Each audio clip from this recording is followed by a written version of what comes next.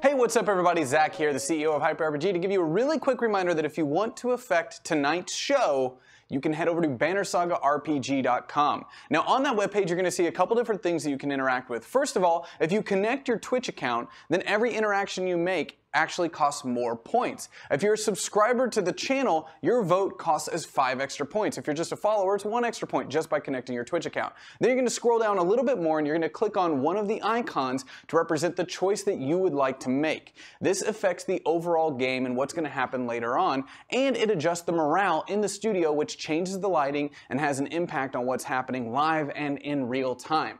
While you're there, why don't you go ahead and scroll down even more to see character stats on all the people that are on screen at the current moment. You don't have to wait for us to show it on screen. You can see it right there just by clicking on the player icons. At the top of the page, you can click on the Banner Saga 3 image to purchase the game, and we really want you to do that. The whole reason this show exists is to show you how amazing the world of Banner Saga is and get you interested in the game. So go ahead, pick up Banner Saga 1, 2, and 3 on any and all platforms. Stick around for chances to win stuff all night long and enjoy the show.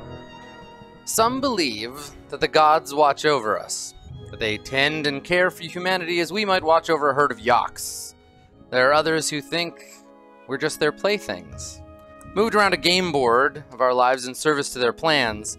There are myths that the gods come and walk amongst us too. Blessing or curse, the gods' influence can be felt in the weft of all of our stories.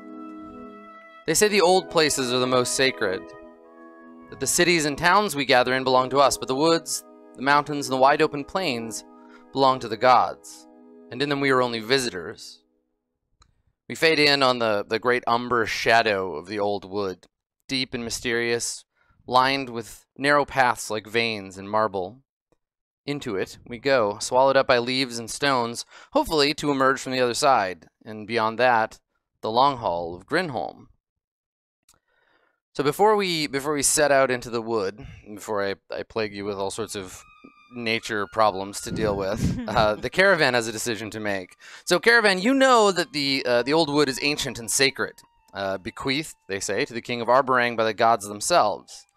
So as you travel the paths left by the animals of the woods, will you treat the woods with appropriate piety, ignoring a chance to harvest the plentiful berries and mushrooms you see along the way in favor of showing your respect for the god's bounty?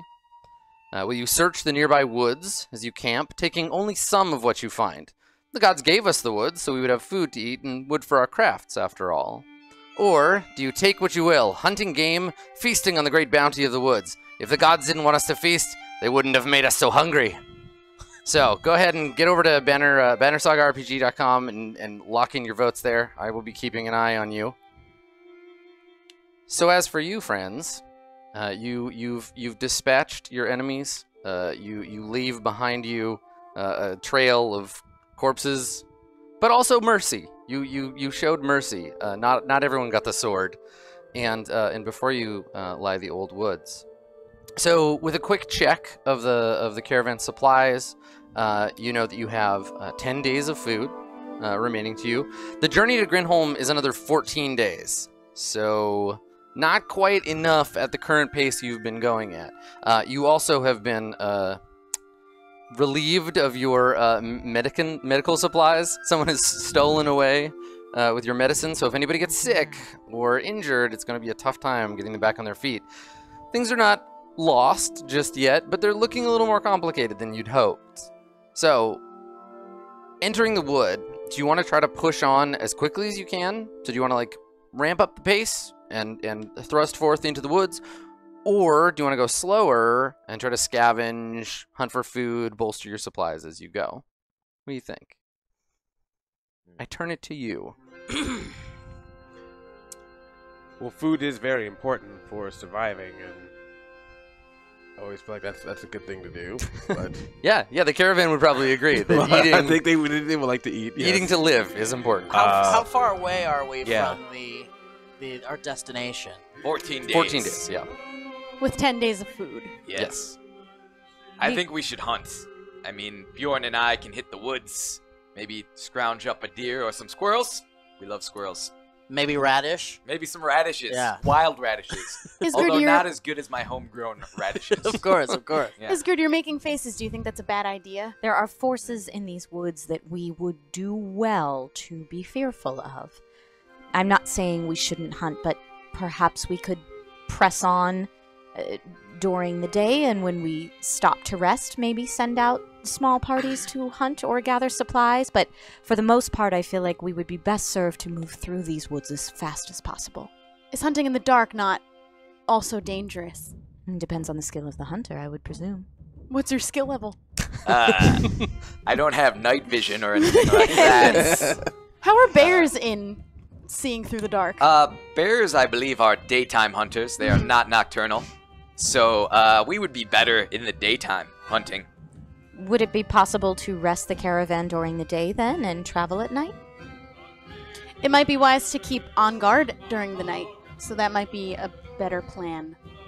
Are there also any rivers nearby, or is it just all woods? It's all woods. Yeah, there'll be creeks and streams throughout the woods, keeping them fed. But no major river between here and the other side. Okay. I say we travel on. Whatever comes to us, we'll just attack it as it comes. Okay. Okay. Brunt force. Indeed. But forest creatures, when they hear a large caravan coming, will sometimes get out of the way, making it harder to hunt them. Perhaps a small detachment should go into the woods and then meet back up with the caravan. A hunting party ahead some sort of hunting of the party. caravan. Yes. I like that. Yes. Maybe without the loud, noisy Varl. Maybe a human hunting party. It sounds like And you're volunteering Yes. to lead this hunting party. Yes. Okay. All Bjorn right. and I will lead. Anyone who wants to go with us is welcome. Okay. All right. Well, the caravan is large, and bringing back enough food to keep them fed is going to be tricky. If you go alone, are you bringing anyone with you? Or gonna gather some? We'll bring some of the caravan folk. Okay. All right. Any hunters among them, or even just regular villagers that have some experience with this. And if any of the other humans would like to go, they're more than welcome. I would like to go. Okay. All right. Okay. So the two of you are gonna rally And up. Bjorn. Okay. And the caravan. I assume that whenever you go anywhere, Bjorn is Yes. going with you, unless you tell me otherwise. It's very important. Then He I guess he smells we'll, squirrels, he says. Yes, there are many squirrels in Yes. the old woods. We'll probably just stay with the caravan and the trinket Yes. and make sure no one steals any more medicine. I trust the people with our very strong Varl. Good plan. Okay. Also, Sylvie and Torvald, if you have time before you go on this party, I would love to show you what some of the medical components look like, so that if you see them whilst you are out hunting, you could maybe bring some back. Being respectful to the wood, of course. That's a very good idea. We could Yes. definitely use anything that we can find in the wood. Yes, your help is most welcome. All right. Okay. So these medical supplies that were taken from us, Yeah. they are gone. Yes. Like there's Yeah. no way to recover those. inelegantly robbed, right? This was somebody tore the thing off as quickly as they could during the battle, Okay. and made off with or accidentally ruined whatever they didn't take with them. Understood. Yeah. Okay. Thank you. Yeah, it's a mess. So okay, so you want to try to impart to them so how do you do Yeah. that? Do you just describe them? Are you like the little mushrooms but not the red ones? No, so I'd bring them over to the medicine caravan, what is left of it, Yeah. and take each component that we have left and say, this is this root, and this is what it looks like, this is what it feels like, this is what it smells like. It's normally found in this type of shrub, and keep an eye out for that, and do that with each ingredient that we still have that could potentially be useful. Okay. All right. Let's have you make a knowledge roll. Make a knowledge roll with the d20 there, and tell me what you get. A 7. Okay, sure. I'm gonna write that down for no reason at all. Oh, no. You guys are totally coming back with poison ivy. Yeah, you do a great job explaining to them Don't how- eat the unidentifiable mushrooms. how it goes. All right, so that's plants. All right, fantastic. Everything goes great. They totally understand. Yeah, we got it. Yeah, you got to figure it out. Okay, so how far ahead? Like, is the caravan gonna just sort of like stay here for a day while they? No, we were they going to go catch off? up. So we were going to kind of, if the trail goes this way, we were going to go this way. And because we're a smaller detachment, I figured we could hunt along the way and then meet back up with them. Okay, and Because so you'd be faster than the Yeah. caravan anyway. Yeah. And we Right. can intercept any animals trying to run away from the noise. and the idea is that you're gonna hook back around and they're gonna meet up with you. And Yeah. is that at the end of a day then? Like after the first yeah, day? we'll meet By up with them nightfall. at nightfall. Yeah. Okay. All right. Sounds good. Well, let's see how that goes for y'all. So we'll start with you because you head off into the woods. Okay. So I'm looking for game. I'm trying to spot out any tracks or leavings or anything. Okay. You know, Bjorn is sniffing the air. Okay. Trying to find a trail. I have awareness, so +1 on any related rolls. So Okay. I'd like to And try and find some game. You have survival as well, right? Yes, I Okay. have survival. Yeah, roll a d20 and you can add both of those. I think this is applicable for both skills. Oh, okay. Yeah, so you add +2. And then also your knowledge. 9, 2 is 11, and then knowledge is 1, so 12. 12 total? Okay. All right.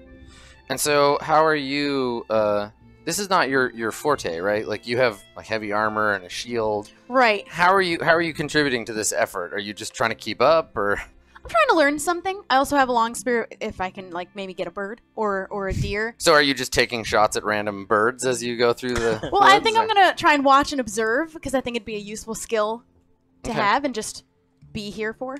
Okay, all right.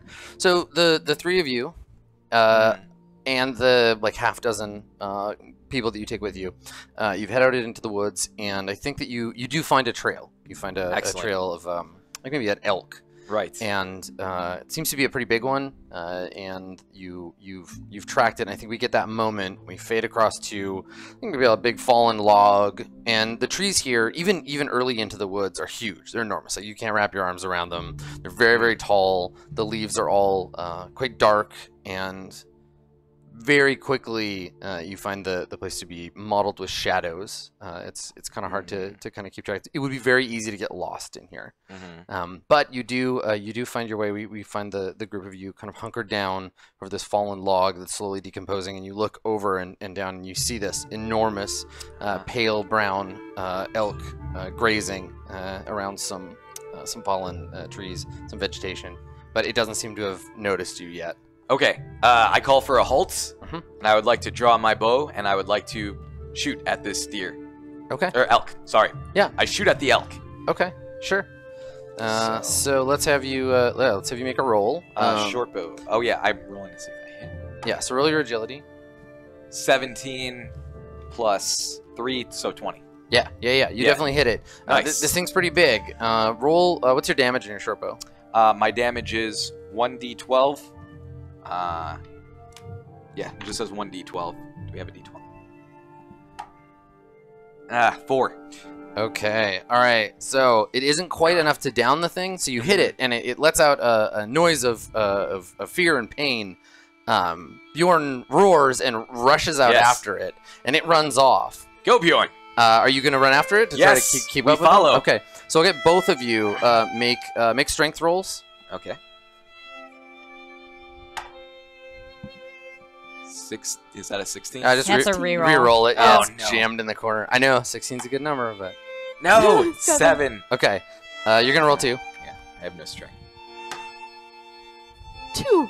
Okay. All right. Oh no. So you very quickly get outpaced, as do the fighters with you, and Bjorn goes running off into the woods, and very quickly you lose track of him.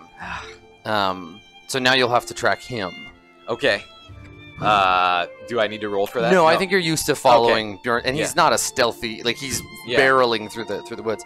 So yeah, you see along the way, his tracks. There's the blood from the elk, and then you come. I think as it's starting to get dark, like it's starting to become time to turn back, and you have to make the decision here. Do you press on, or do you want to go back, hoping that Bjorn will bring the kill back with him?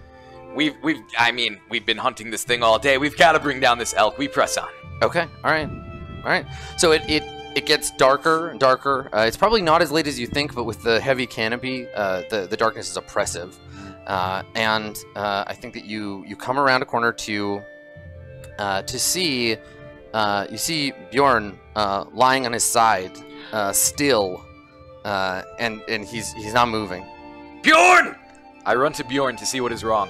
Okay. All right. Yeah. So you rush to his side, and you see that his front paw is caught in a trap there is a trap made of some kind of grayish metal. It's strange. It's not like any bear trap you've seen before. And it's clamped onto his front paw, and he's lying there breathing heavily, his eyes lidded, tongue hanging out of his mouth. Hang in there, Bjorn! And there's blood all about. Bjorn, I'll get you out of this! I would like to try to remove the trap. Okay, alright. So you rush over. What do you do when you see all this happening? My first thought is that we have to bring him back to the caravan, but we have very few medical supplies to even help a bear. So I don't know if there's any herbs that I can now find in the surrounding area to help like ease his pain in the immediate situation. Okay, yeah. So there's a sense of urgency, of maybe a little bit of panic, and you try to remember the things that Isgard told you, like what to look for. You're pretty sure you remember. Why don't you make a roll? If I kill the bear, do 20. Yeah, and roll with your knowledge. Oh, don't kill the bear! I have +1 knowledge. Okay. It's a 5. Okay. +1, 6. All right. Yeah, you find a plant growing from around the base of a tree. It's got some sort of silvery gray leaves. Yeah, you think she said something about arrowhead shaped something. This looks like this is the right thing. This is one of the good ones. Yeah. Oh God.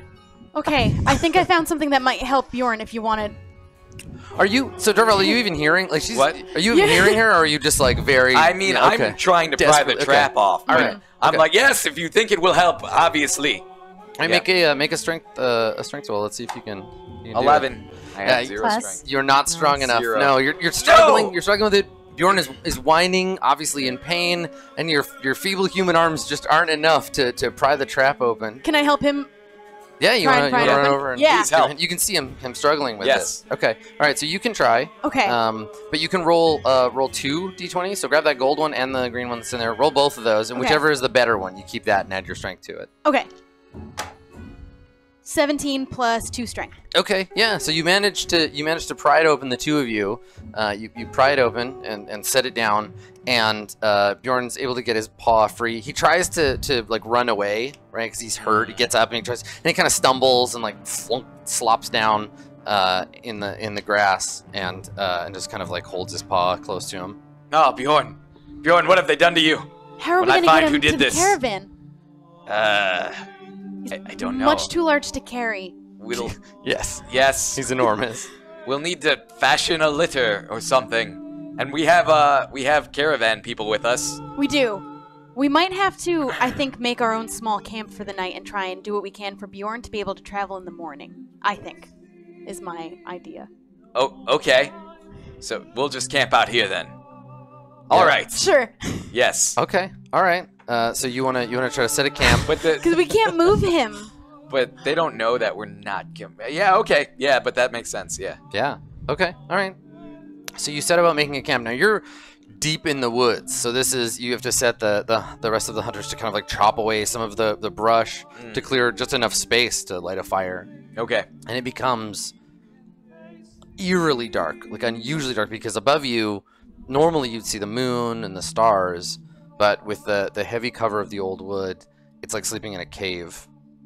And I think that everybody is very tense as you settle in. Are you gonna give those herbs to Bjorn? You get those healing herbs you found. I found herbs. All but right. I want to be really cautious because I'm 90% sure that they're correct herbs that Isgard described. 90% is pretty good. That's a high percentage. Okay, well, they might be able to help Bjorn be able to heal by the morning, so we can at least travel Well, then back. by all means, please. Okay. Give them to me. I will administer them to Bjorn. Okay. Okay. Here you go, buddy. These will make you feel better. Okay. She's 90% sure that these will make you feel better. I don't want to kill the bear.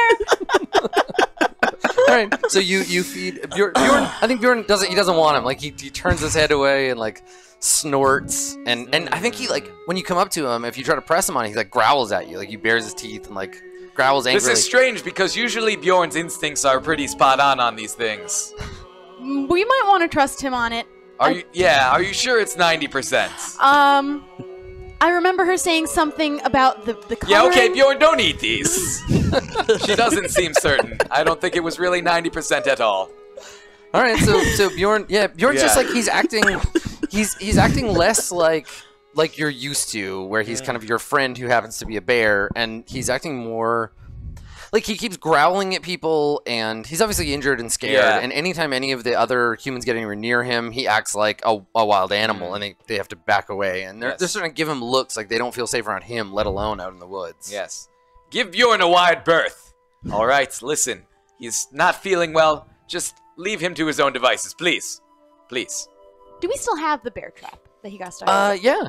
I mean, I assume to- you're not like camping on it, but it's nearby. Yeah, I'd like to make a note just to bring it with us so we can kind of like investigate who made it. Okay. if Yeah, I we mean, can figure it out. it's dangerous and it's heavy, but you could. Do you want to try to like make it go off again first, or? Yeah, I wanted to safely bring it back so we can maybe tell like who might have manufactured this. Okay. If we can tell that. All right, yeah. So you use a stick or whatever to trigger it, so it snaps shut, so you can carry it around. It's very heavy. You lug it back with you. I'm strong. I can carry things. Yeah. And you bring it back to your camp, and then you settle in. Can I? I still have a squirrel snack left. I would like to give Bjorn a squirrel snack. Definitely. Yeah, that's totally cool. Because that might make him feel better. I think he takes the food that you give him, and then he goes away. Like he doesn't want to be around anybody, and so he goes off to the edge of the firelight and kind of like slumps down somewhere far away. You take it easy, buddy. Yeah. You just take it easy. All right. So we have this scene of this little camp and the massive overgrowth all around you, and then we fade over to the three of you. Night has fallen. The caravan has not yet met up with your friends. It's definitely the point. It's past the point of like they should be back by now. What are you gonna do? Perhaps there's some difficulty with the hunting party. Should we send someone to check up on them? In this darkness, it might be very difficult to find them, but it does seem odd that they have not returned. Perhaps the witch has some sort of magic she can use to navigate the darkness of the wood. The darkness that is in these woods is unfathomable, and more than just what you can see before you. I fear for them. Who knows if they are even still there to be found? Do you feel this whole place has some kind of magic power around it? Most certainly. Then I say we get out of here as fast as we can. Do I we trust leave that them behind, though? they'll find us. If not, we have our task at hand. So press forward through the night. So are you having this conversation in earshot of other members of the caravan? No, we're having this. Okay, so you've come. This is an aside. Okay, You yeah. don't want the caravan to get nervous. Totally, yeah. Because they're already kind of wondering, like, hey, I thought that they were gonna bring us food, and that was gonna be a thing, and. But we still have food for tonight. We Yeah, still you have got food lots, for the yeah. next few days. Is there a path we're following? Yeah, there's some hunters' trails and stuff through the old wood. There's one kind of main road which you're heading to meet up with. But this is the most expedient path through, but there's no proper road to arboring or anything. I say we keep on the path even through darkness. The faster we get out of here, the safer we are. Yeah, so can we get like people from our caravan just maybe ahead with fire with anything like that, or with torches or? Yeah. Okay. So the intention here is to basically like push on and march through the night. Well, we could push on, have some people up front with torches. I mean, it may make us a little bit more visible to whatever is in here, but we at least continue to move forward in this sense. The most important thing is that Elfton Dredgehammer makes it to Grimholm. I have had visions of what happens if it does not get there, and it is not something I would like to impart to anyone. Then I say we rest when we get there. We continue on, and if anything tries to attack us, that's usual. As we Varl always do, we can take care of that. But if there's anything more mystical or magical that's happening in these woods, which we're going to look to your assistance for those types of matters. This is a power that I alone cannot contend with, but I will advise as I can and help as I must. Then hopefully everything will be on our side, and hopefully we will find the others. The sooner we get out of this foul place, the better. So I just start pointing at people like, you, grab wood, get fire, and stand ahead, move forward, and then we continue on. I would like to take my dagger and not in the trees because I don't want to harm the wood, but somewhere in the dirt in a prominent place, if they are to trail back to where they left us, leave some kind of symbol as to which direction we're going, like maybe a large arrow or something like that. Yeah. You'd have your own personal rune, and you'd also have the like rune of Kettleguard of your village. So yeah, you could leave either or both of those. Okay. Okay. All right. So I would also like to have maybe one person by me, but like a little bit, look the fire a little bit lower to the ground, and I'm kind of like surveying the ground a little bit, so if we see any footprints or tracks that they've left behind, that might help to find them. Okay. We can tell people to just keep an eye on the ground as well. Yes. So there are a few folks who are ready to jump into action to do your bidding. The ones that sort of fought alongside you in the battle. Those guys. who are the most excited to carry on, who are in this journey. But there is also some dissent in the caravan, right? Some grumbling. Yeah, there are some people who, and I think an older man, Thorstein. You know him from the village. He's a smith. He comes forward, and he's got his felt hat in his hands. He's got a kind of long gray beard, and he comes up and he says, Noble Varl, is it true we're to carry on through the night? It is very true.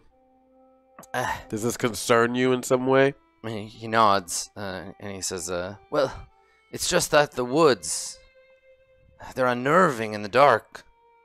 And, well, we're tired.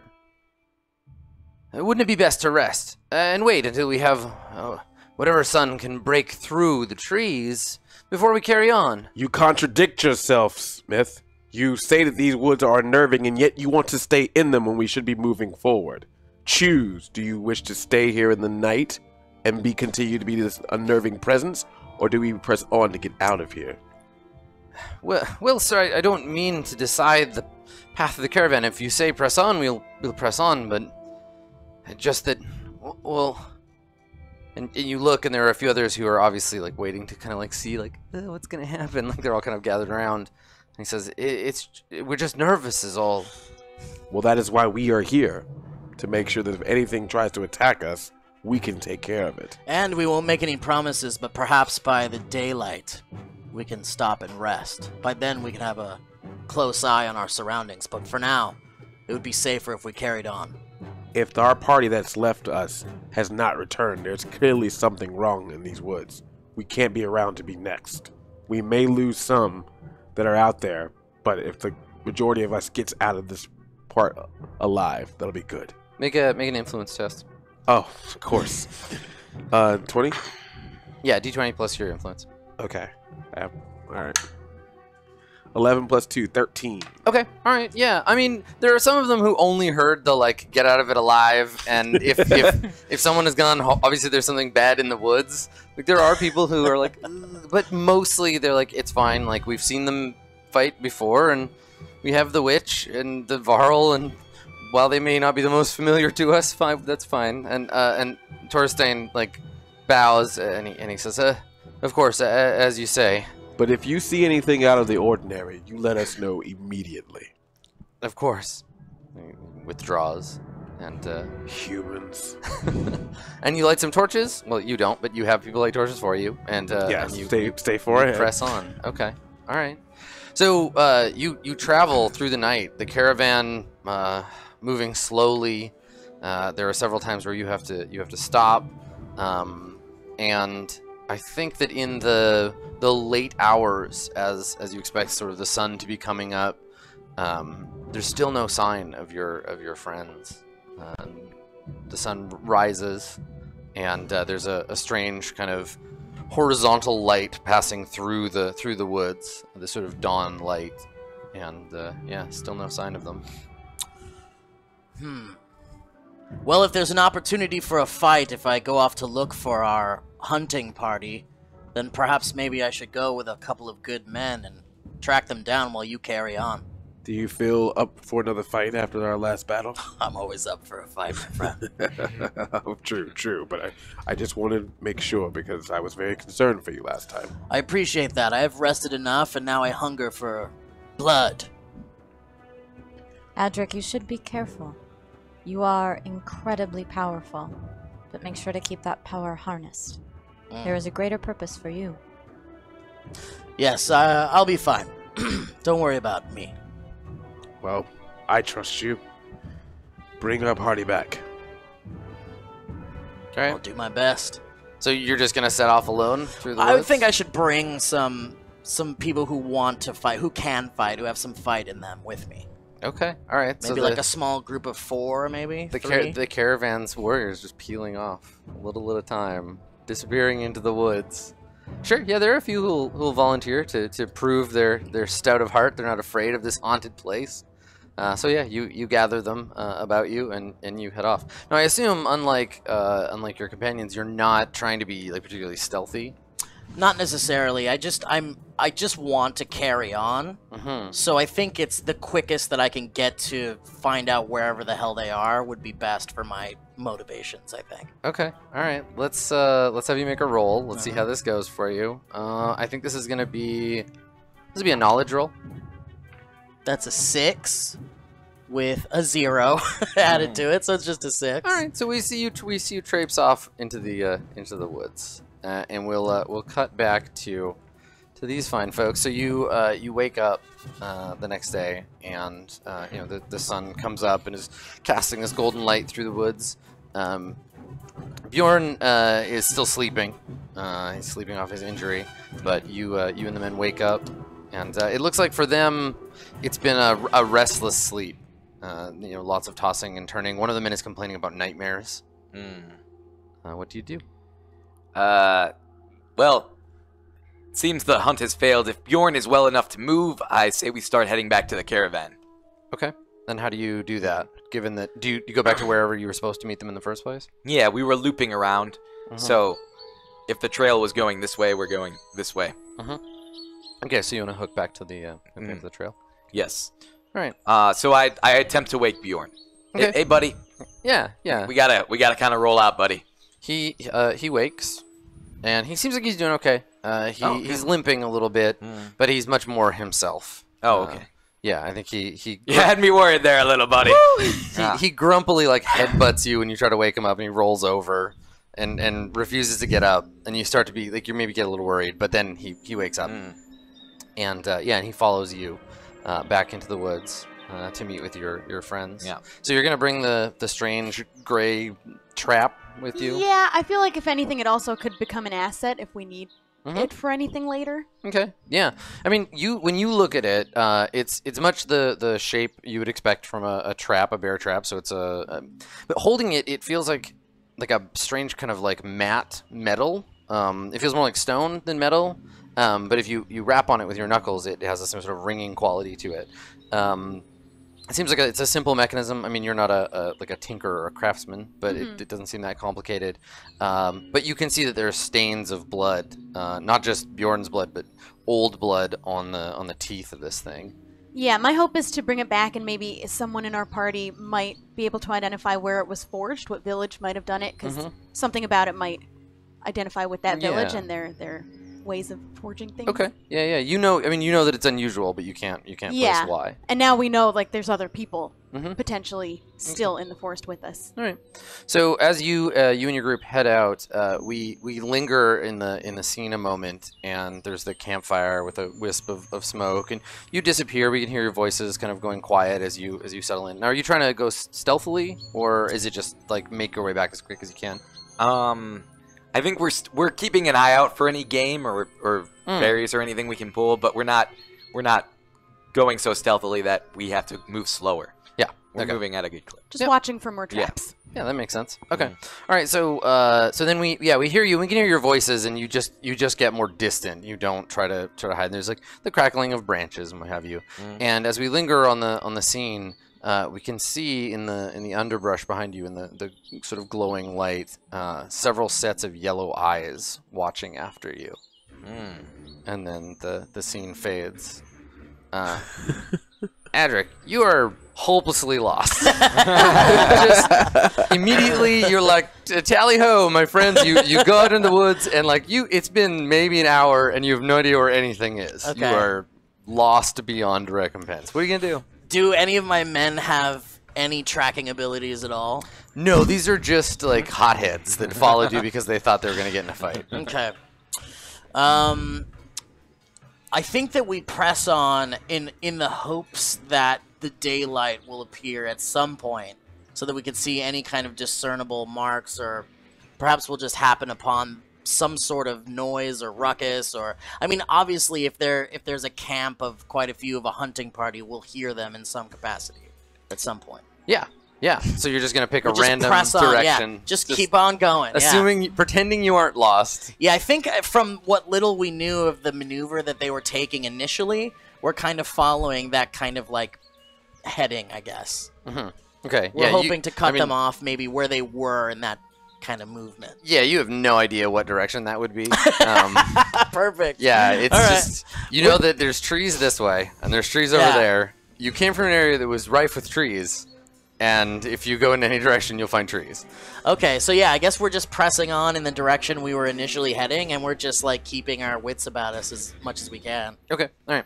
So hoping for light of some kind. Yeah, you just head off into the woods. Yeah, into the darkness. Yeah. And I think that the deeper you go, yeah, the more the sense of finally the men that are with you realize, like, oh, wait a second, we're lost. There's nothing. One of them, they don't talk to you directly. They grumble loudly to each other, and one of them is like, I don't think he knows where we're going. And the other one's like, oh, don't be foolish. Of course he does.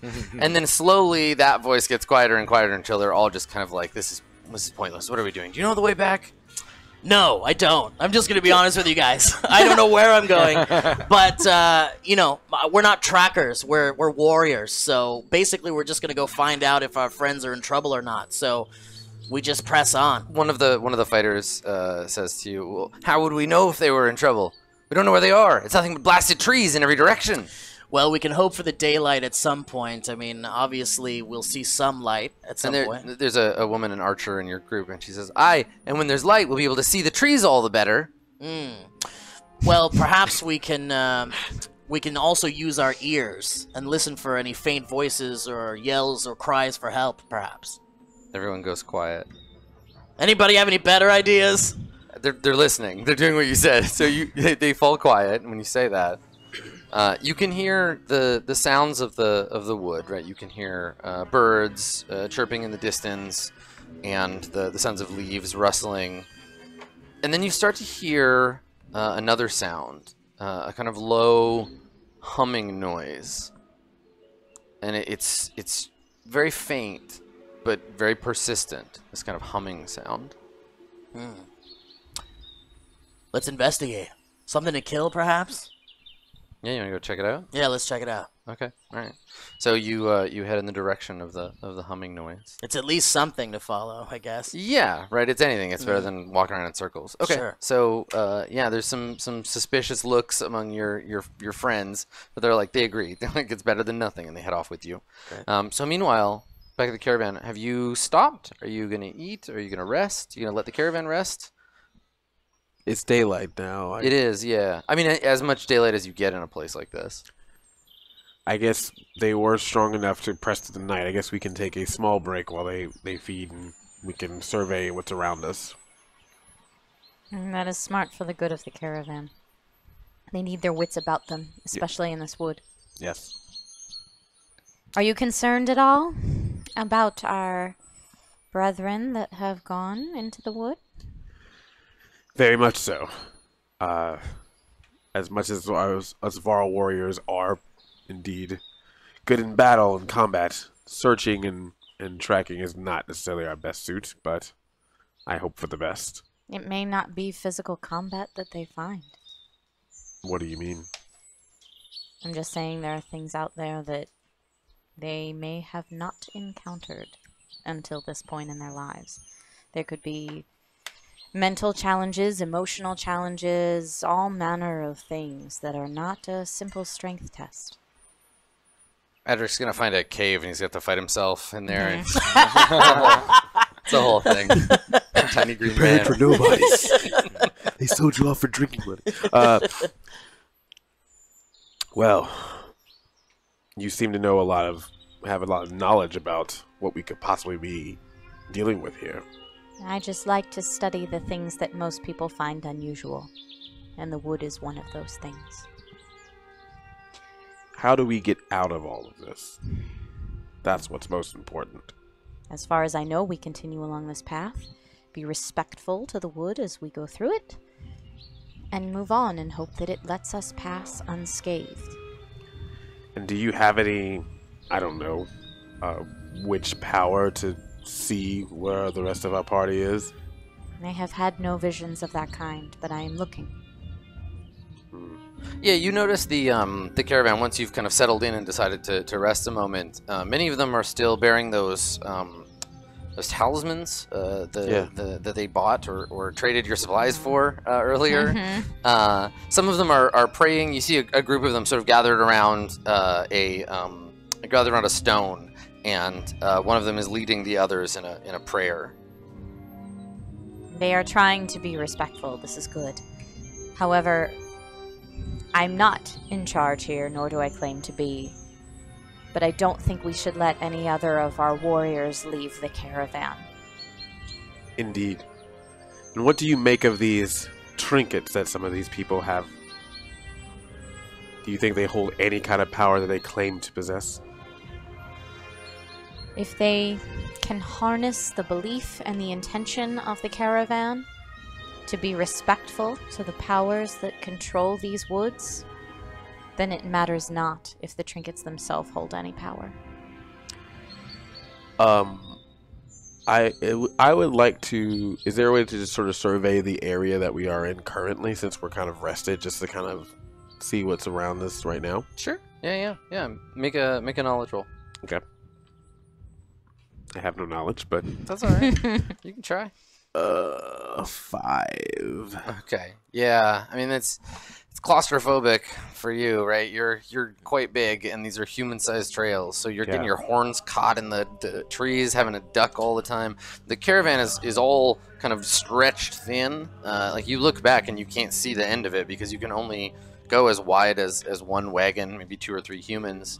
There are thick foliage on either side. It's clear that this path, while the quickest route through the woods, is still pretty fraught.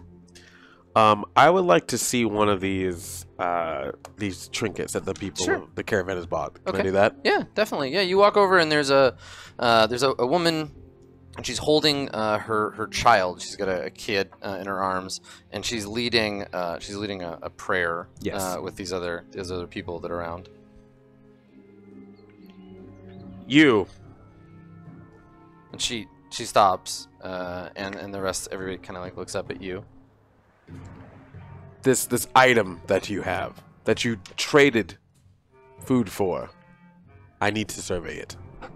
And she nods and she says, of course. She comes forward and hands you just a carved, like a flat, smooth stone, like the kind you'd find like in a riverbed.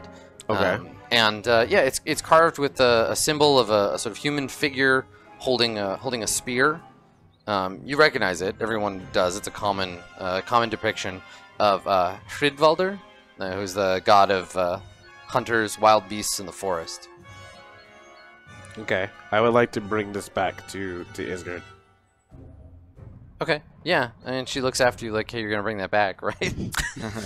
Yeah. Oh. Keep praying. You will soon learn that sometimes the faith that you need comes from inside and not from items outside. And they'll kind of look at you, and there's some muttering of like, the Varl don't understand the gods. Why would they? And they go back, but they go back to praying, kind of dismissively. I hope that you are mumbling about your future and not about me. Yeah, there's no risk. They're just like, okay, right. you've got them cowed, but they don't. They're mad that you took her trinket. Silly humans. Yes.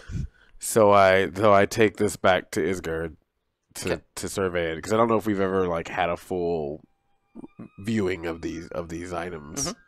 So yeah, Isgard, you recognize it as a sigil of Hridvalder, a good luck charm. Nothing more. This is a simple luck charm. It has its power from their beliefs. So it's worthless, basically. Depends on your definition of worth. Well, I would personally like to have food right now other than this item, but if it makes them have a positive stand so they can continue moving on, then I guess it does its purpose. I just do not understand this. That is all right. So then I walk back to the people and I'm like, here's your religion back. yeah, Okay. there's your religion. Continue your prayers. Okay. All right. I hope you still will have the energy all to press on. You know, I still have to be like, you won this round, but Yeah. Okay. All right. Yeah. They promised to pray for you.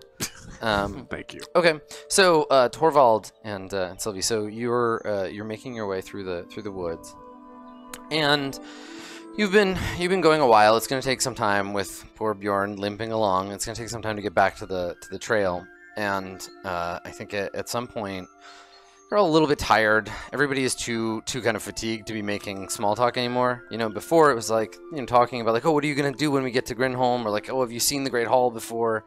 But now it's just kind of the quiet trudging through the woods. And someone stops suddenly. They just stop, and the person behind them bumps into them, and everybody kind of like turns around to see what's going on. And yeah, one of these men, he's a young man. He's maybe like 18 or 19. And he's just stopped, and he's just like staring at out at nothing. You boy, what are you looking at? He doesn't say anything. He's like he's squinting a little bit, and like he's concentrating really hard on something. Hey, snap out of it! Snap out of it! Hey! And he shakes his head, and he looks at you, and he says, don't you hear it? No, I don't hear anything. What do you hear? Listen. And there's quiet, and everyone's like, oh, what's going on there? They quiet down. And slowly you begin to hear it, as though it's sort of the sound is rising from the woods around you.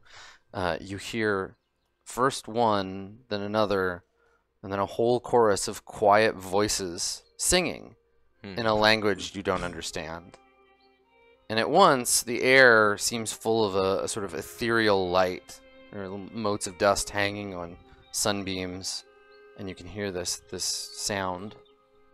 I think that's a bad sign. Yes, this seems ominous. I think we should travel away from the singing. Yes, let's do that. And it's everywhere, though. Like, you hear it all around you.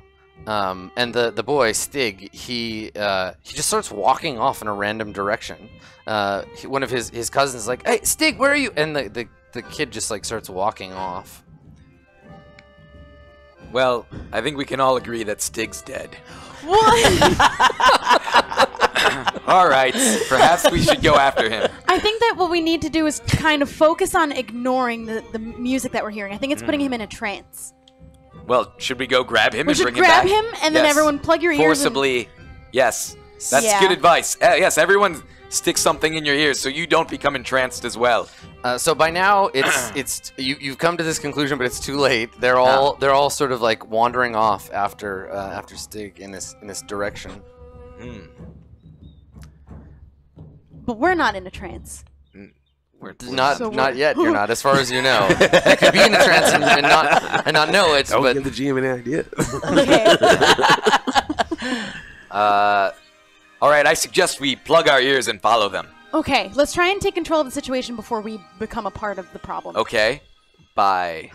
Well, let's plug our ears and follow where they're going. Yes. At least we still have like our wits about us. Good idea. The two of you are talking, and Bjorn shoves his way between the two of you and starts like loping off towards the sound. All right, I follow Bjorn with wadded up cloth in my ears. Okay, so Like a couple twigs. Yeah.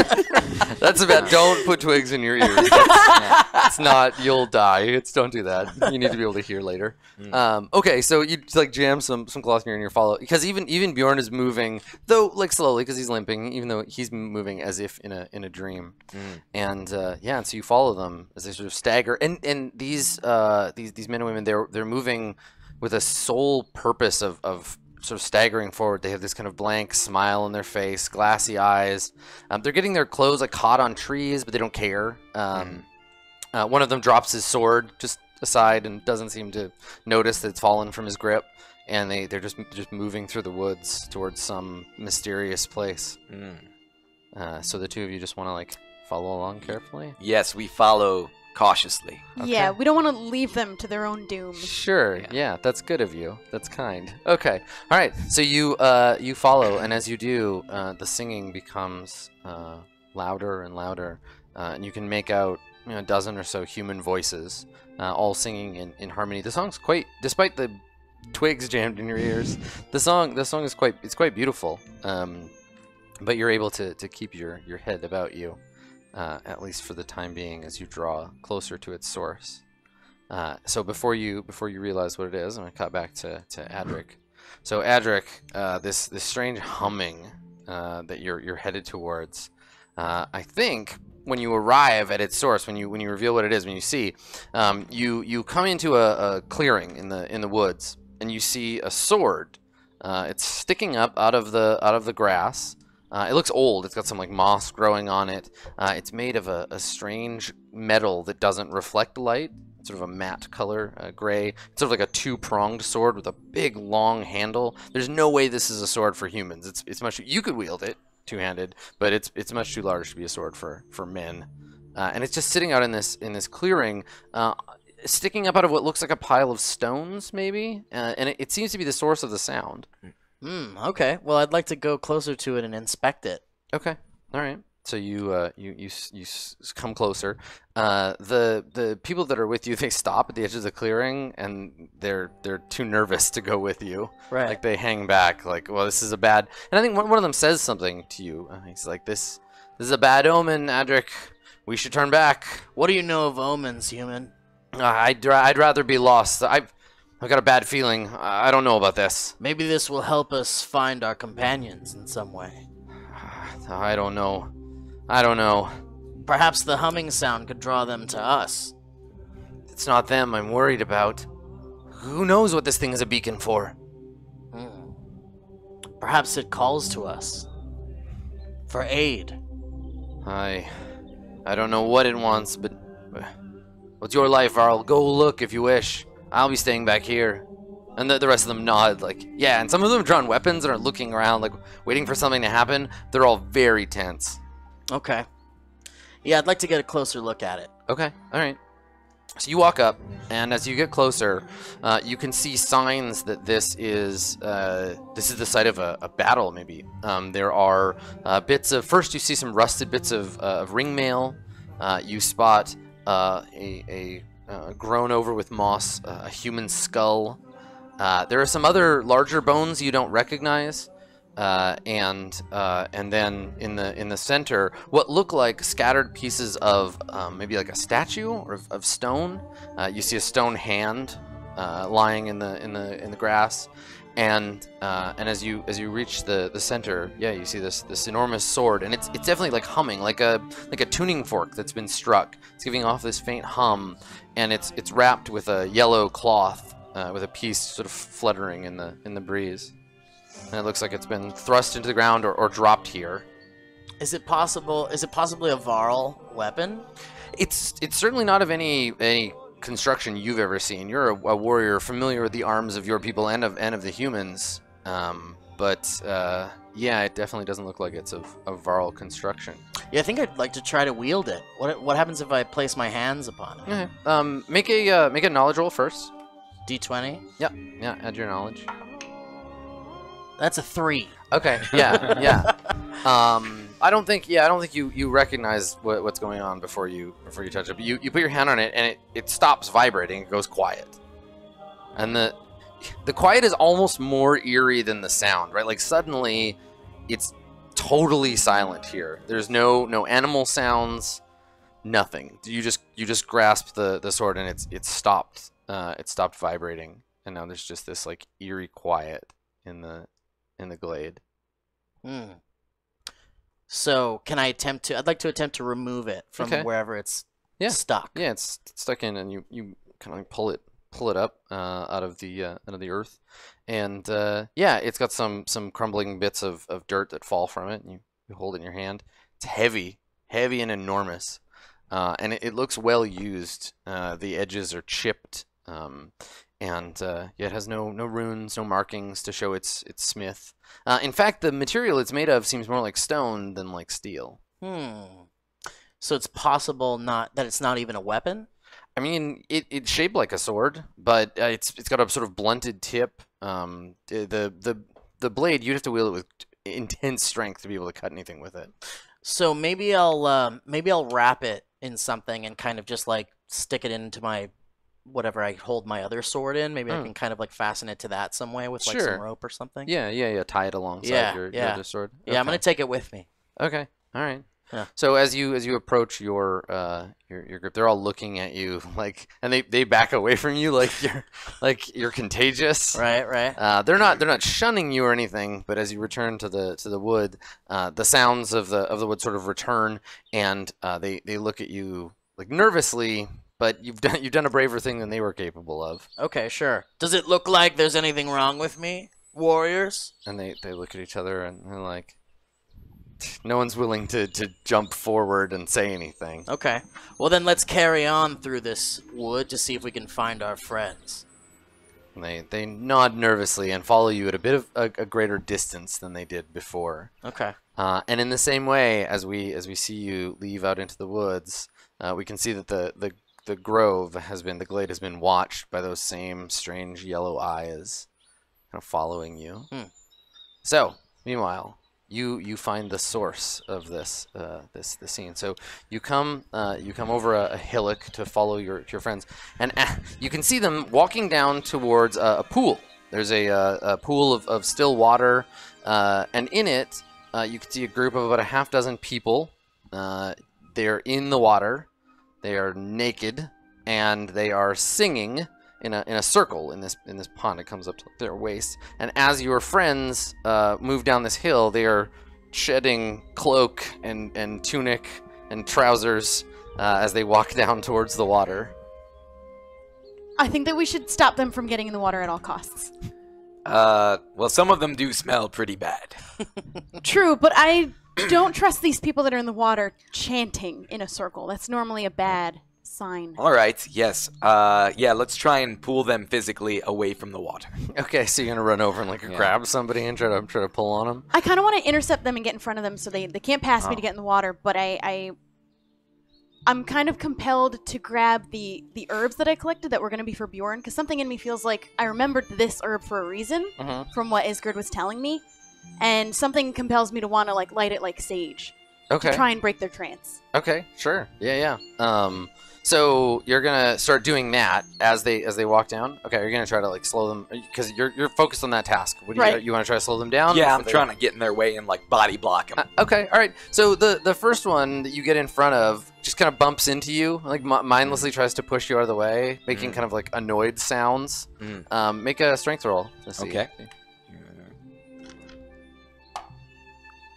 10. Okay, all right. So you're able to hold this person back, but then another one gets past you.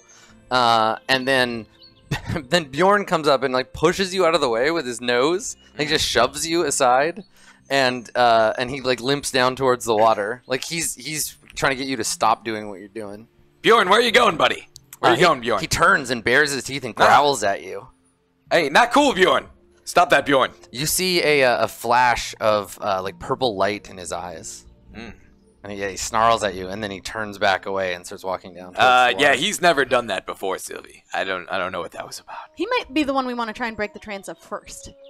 Yeah. If that's possible. Sure. So you've got this bundle of maybe sage or something, and you're trying to light it on fire. Okay. Let's make a roll. Let's have a knowledge roll to see if you can figure out how to make this into a smoky bundle you can use. 5 + 1. Okay, all right. So it's not the light won't catch, and it's just it's too wet, and and your hands are shaking because you're kind of in over your head. What do you want to do? Okay.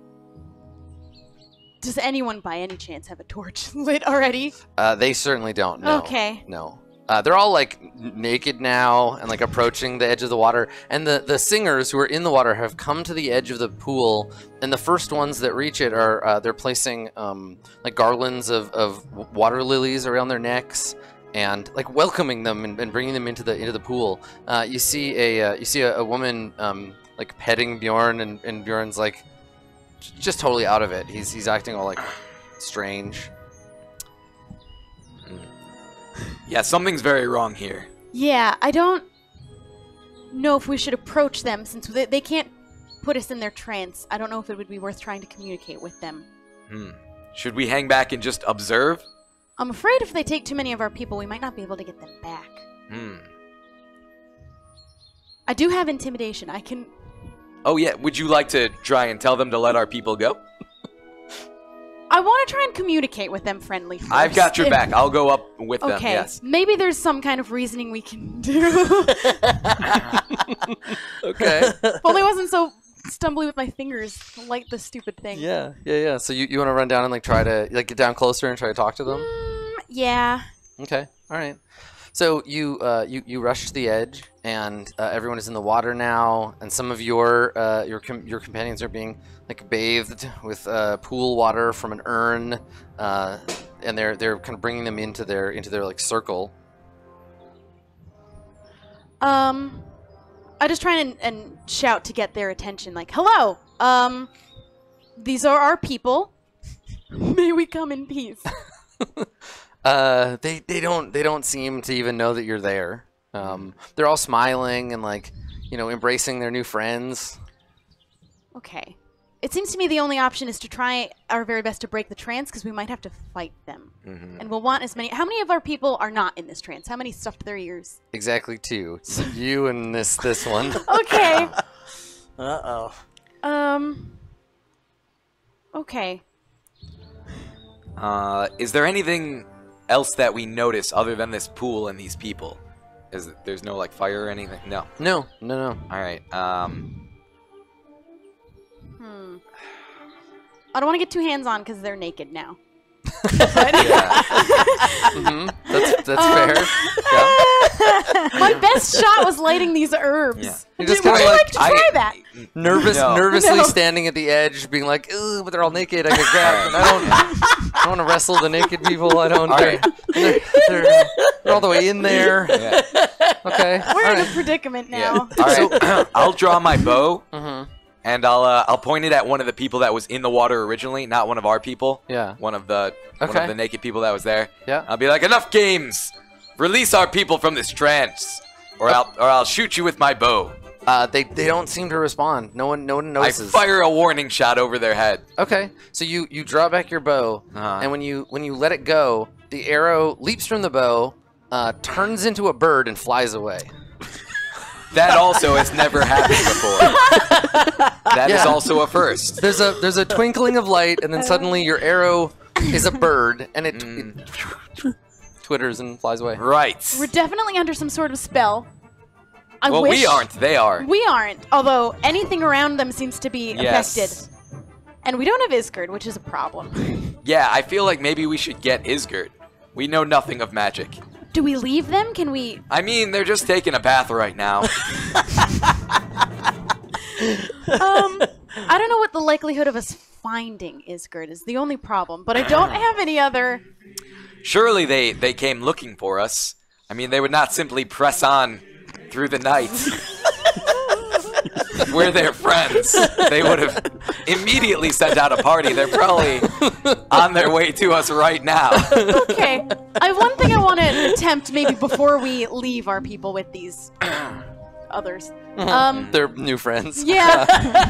Are any of the naked people, by any chance, wearing any of these, like those little The naked people are wearing stones? nothing. Nothing. So, Yeah. did Yeah. any of them have? Did they take it off? Many of them have they have tattoos like on their faces, on their backs, and on their shoulders, sort of in curling lines and patterns. But none of them are wearing anything. But none because of them they're had naked, like yeah. those trinkets. No, Oh, no, okay. I thought maybe they might have helped. no, not so much. So, I mean, the people Okay. that have the trinkets are being helped by it. It's just these are not those They people. should have Yeah. had the trinkets. Yeah. Who needs food? Okay. So I think Isgard might be the going to only find one. Isgard. Yeah, let's go do that. Okay, so you decide, okay, we need to get our witch. We turn around, and you see a woman standing there. She just is right there, like right behind you when you turn around. She's quite tall. She's wearing long, like tattered green robes. They hang her robes hang in strips, kind of like seaweed almost. She's barefoot. She has long black hair, long curly black hair, and she's holding a staff, a white wooden staff. And you turn around, and you see her, and she's smiling, but not in a like I'm happy to see you way, but in a sort of predatory way. There's a self-assured smile on her face. And when you turn around and see her, that's when we cut back to this group. So what are the two of you doing now? So what's the plan? I think we just wrapped up the break in the food. And I guess we are continuing to press on, but I'm getting a little more nervous that the rest of our party is out there. We have heard nothing and seen nothing. Yeah, maybe one of the two of you should go look for them.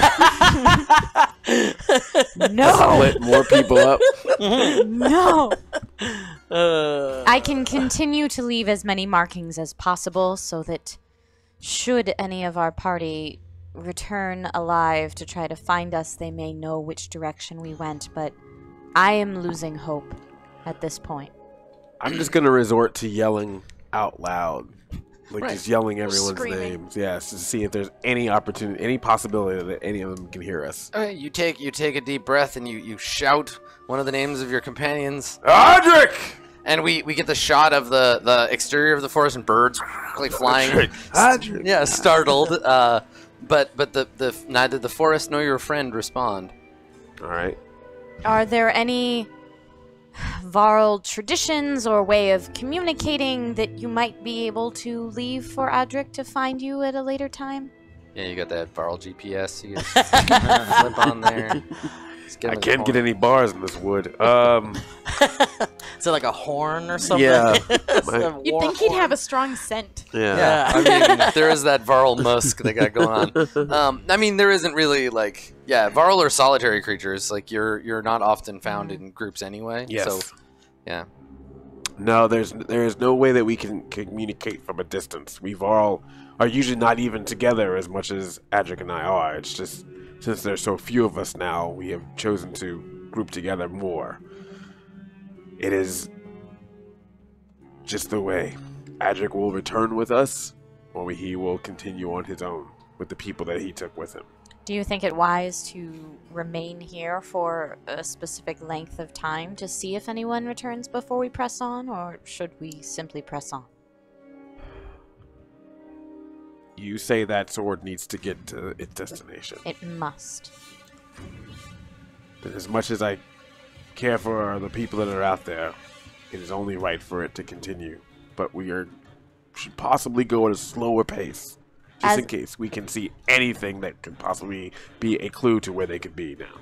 As we are taking the entire caravan with us, we will naturally be moving more slowly than they would be moving in their smaller parties, and hopefully that will give them an advantage to catch up to us if they are still in good health. Then that's all that we can hope in this matter. Then it is decided.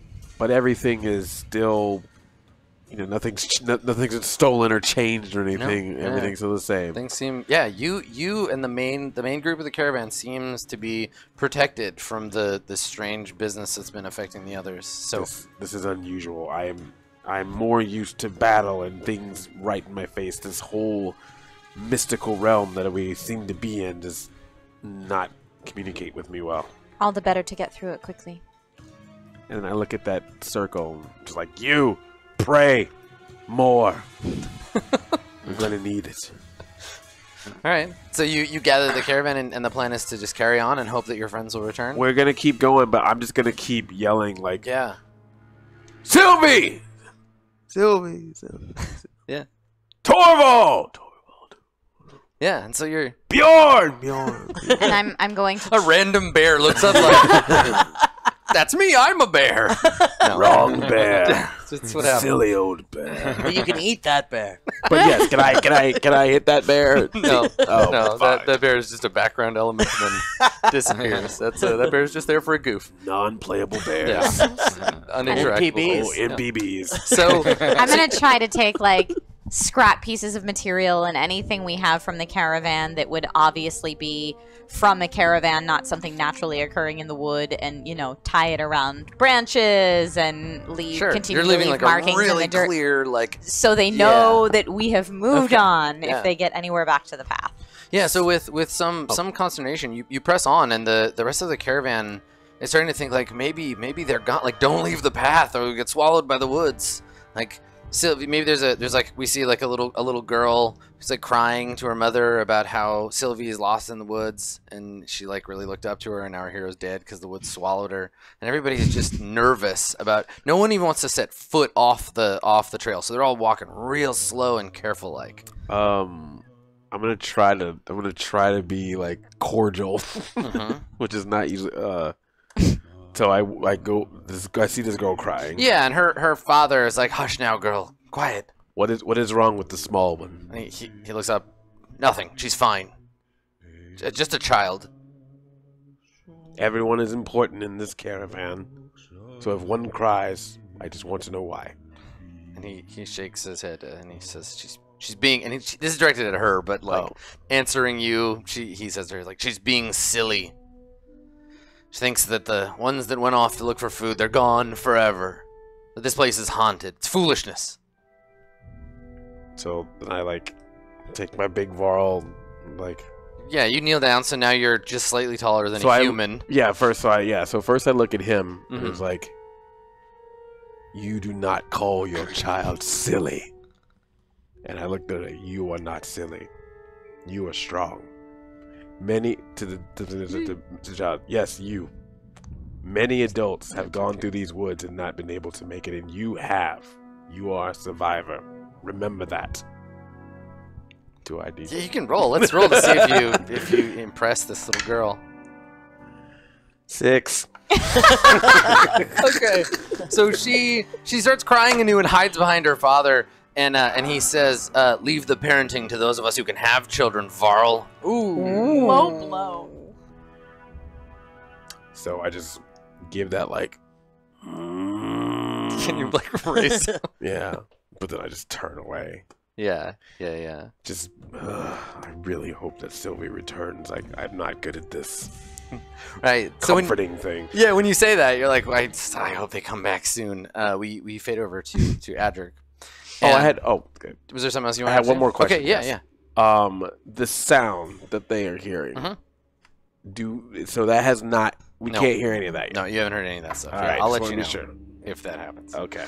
So you and your band of nervous warriors are following. They're following you at a pace, and you're still lost. You still have no idea where you're going. You're just walking. It's the middle of the day. You're tired. You don't have any food on you, and you hear a loud crack of like wood breaking, and everybody turns at once towards the sound.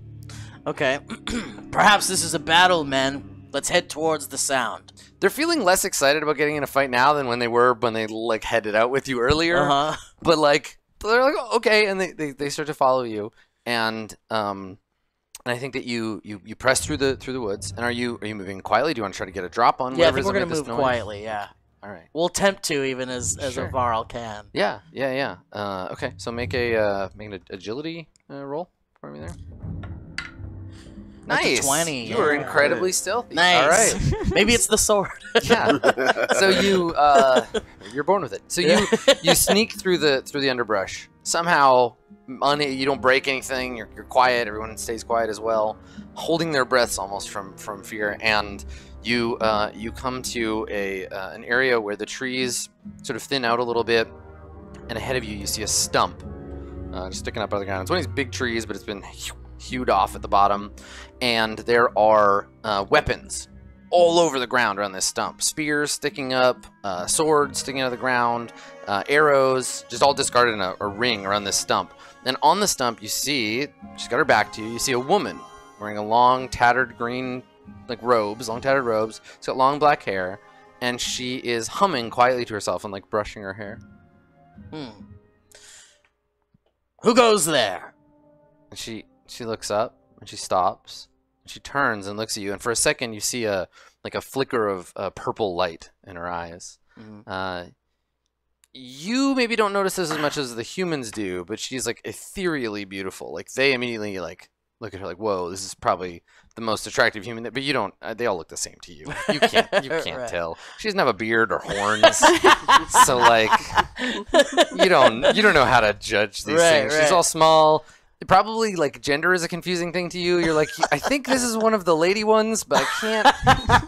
Again, because sometimes the men have long hair too. You've just got the one to worry about, but these humans, it's a broad and beautiful spectrum. But you don't have to worry about that. So you see her, and she turns, she smiles, and she says, "Do you know what it is that you carry?" I carry a weapon to protect myself. One, yours, and another that belongs to the woods. I saw no name on it. You wouldn't know the name of the one that carried it, but it is not yours, Varl. Who are you? You and your friends that traipse through these woods, making so much noise. I might ask the same thing. She smiles. She says, I am just a priestess. A conjurer of tricks? No. No tricks. My name is Adric. I am a warrior. I am here to find my friends, who for some time have been lost in this wood. Perhaps you've seen them. One had a bear companion. And she smiles and she says, it's not safe to talk about these things here. Why don't you come back with me to my home? We can talk there. Half of your human friends are like, no, don't do it. And the other half are like, yeah, do it.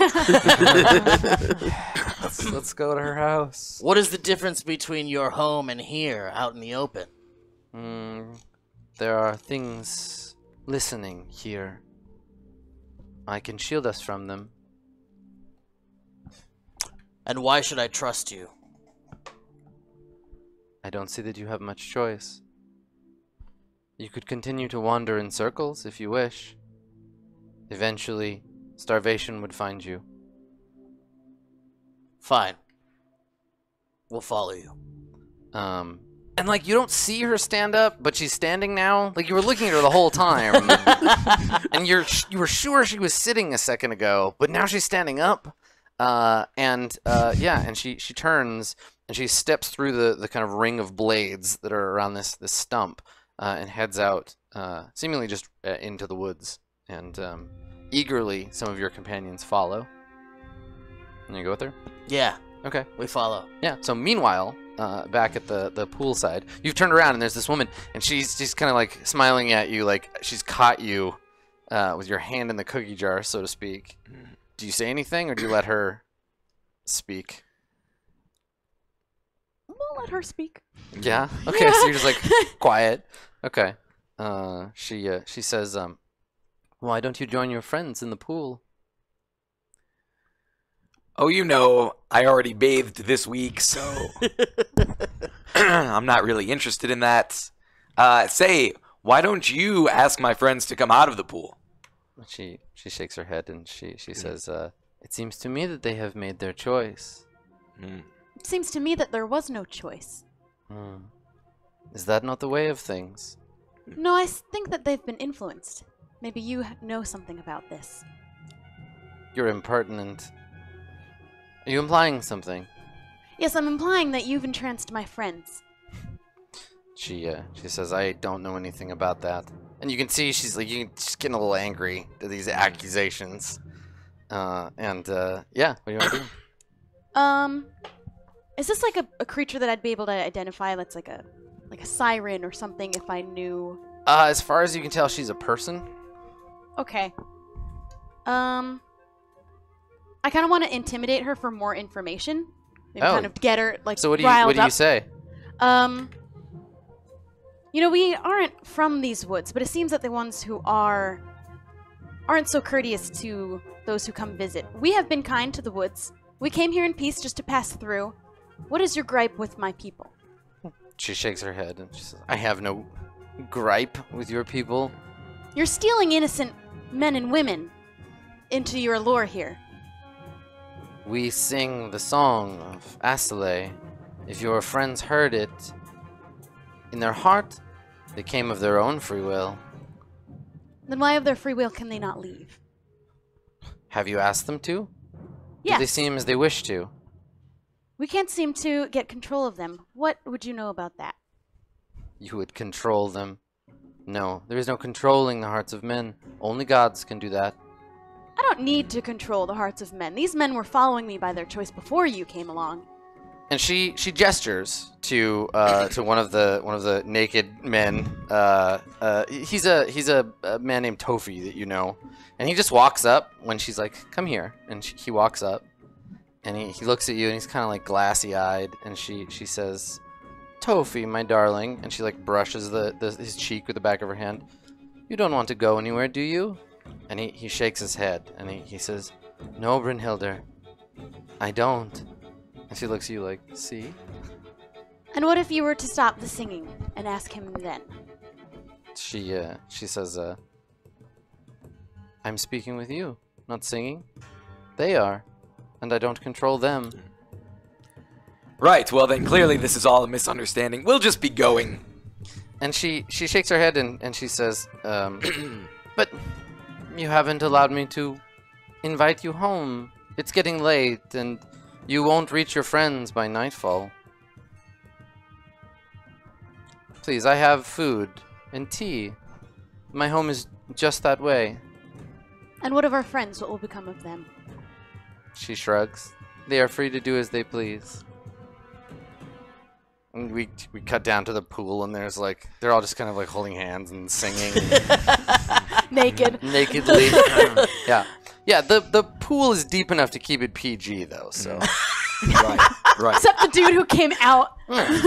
We only shot him from the ribs up, so it's... And it's like fine. Austin Powers, where it's like you kind of see like someone's shoulders in the way or Yeah. something. Yeah. If you get the full body shot, her staff is Yeah, bush. standing. Branch right there. Yeah, that's fine. well placed branch. Yeah, breeze blowing her robes in front of him. Bjorn is in front of him. Yeah. Can I kind of like sidebar? Yeah. over- Yeah. Okay. We should definitely not trust her. No, but what else can we do? I mean, I could shoot her with a bird, but I don't think that'll do much. It's true. Your bow, you could shoot shoot a turkey at her or something. I wonder if we simply turn down her invitation to her home, take our chances in the woods, maybe then we can find the others. Sure, let's try that. Okay. We will politely decline the invitation to your home. We'll take our chances out in the woods. We survived one night. She nods and she looks at Bjorn and she says, "You would leave your friends behind? Bjorn is coming with me." And Bjorn's like walked over to her and is like nuzzling her, and she's like petting his head and like looking at you like, he's mine now. He's I mine. can't leave Bjorn with this creature. I must go. Then I'm going with you. Okay. We accept her invitation. Yeah, she smiles and Sure. she says, "Good, good. You must be tired.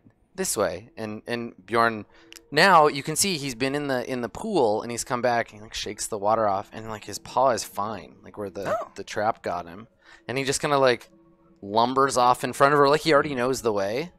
Okay. Yeah, she gestures for you to follow, and she heads out. Yeah, we follow. Okay, all right. So you and your friends, and you two and your friends, you approach the home of Brynhildr from different directions, and we probably see a shot of you and your group and her moving through the woods. We cut back and we see you, and then when you step out into this clearing where her home is, she disappears. And just the same way, like she was sitting and then she was standing, it's like she was there and then she's not. But you get distracted because you see across the clearing, you see your friends emerging from the other side. In the middle of this wide open space, there is there's maybe like a spring or something. There's water coming up out of a sort of jut of rock, and it's creating a pool. And then in the center of the pool, there is a wooden hut carved and built on top of this little island in this much larger pool of water. You can hear the burbling of the spring and the sound of the birds. And this home it's quite large. Like you could fit 100 people in here. It's a big hall, and there's smoke rising from a chimney. And the outside of this place is all intricately carved in the shapes of like water motifs. So there's sort of swirling waves. There's a woman, a beautiful woman. Carved onto the one wall, who seems to be like reclining in a river, but her hair is also part of the river. And then there's the big longhouse like doors, and they're wide open, and you can smell food. You can smell like meat cooking coming from the long hall. But yeah, you emerge, and then suddenly like you see each other across the way. Well, where have you been? How did you come upon this place? We went looking for you. What happened? Why didn't you join our caravan? Bjorn got stuck Funny in a story. trap. Yeah. Bjorn became injured, so we had to camp the night, and then we tried to find our way back, but we couldn't find the caravan anymore. No matter. We seem to be in an interesting situation. Were you led here by this same woman that I just saw that is no longer here now? With the green strap, yes. So, looks like she's inviting us into this banquet hall. Should we proceed? Up until this point, we intended on following her in to try and find her motives, but what do you think? Well, I had absolutely no skill locating you, so basically she led me to you, so I see no ill will at that point. Also, it smells like there's food in there, so. Indeed, and we are hungry. We've been traveling for some time looking for you. Yeah, and up ahead you see Bjorn's made it halfway across the clearing by now, and he looks back at you impatiently, like, come on! And he makes a low growl, like he's obviously hungry, and he turns and kind of like, continues in the same direction. So are all the rest of our people also following us from the river? No, Or they are still, they're still back at the pool having a great time. A naked pool party. All right, well, then I say let's proceed and see what this woman wants of us. Just remember to keep your wits about you. Don't trust anything that you see or hear. Sure. All right. So the group of you head out into this long hall. You cross over a stone bridge, and as you do, the light changes as you cross the bridge. So where before it was dark and kind of ominous with the shadows from the trees above, as you cross, suddenly you see above you just like clear blue sky, maybe a couple of wispy clouds kind of floating. It's bright light. You can still smell food. And when you look past the bridge, when you look out at the water, everything's like kind of hazy. Like you can kind of make out the edges of trees, but they're blurry and at a distance and somehow seem not that important. You remember a forest vaguely, but not. There's something. It's slipping from your memory. But you can smell food, and you can hear music. And you feel drawn to the open doors of this great hall. And I think that we follow you in, and we can see the vastness of this place. There's a great hearth fire burning at the back. There's this enormous long table just laden with food, like full. That elk you were hunting before, you see an elk like laid out. There are meats. There's enormous horns of mead, and there's music, though you can't quite figure out where it's coming from. You can hear minstrels playing. And the place has a warmth that kind of just washes over you as you walk in.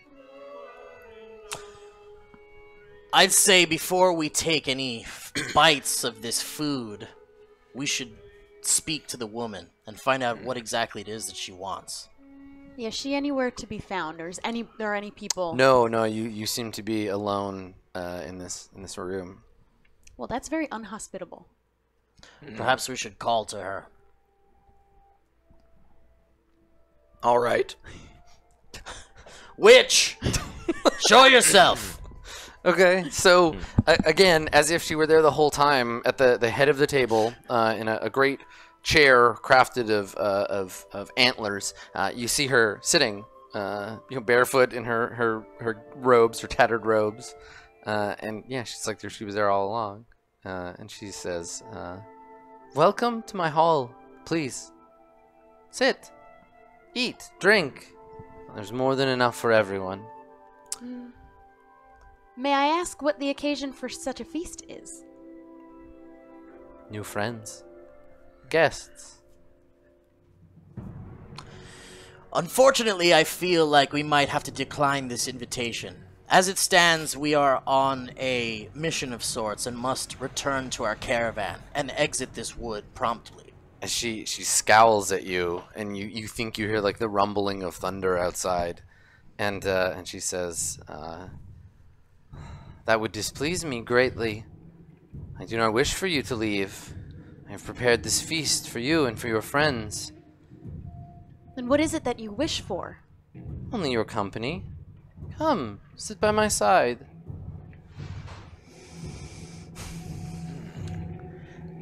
As I said before, we don't really have the time to sit and feast while our caravan carries on in an important mission.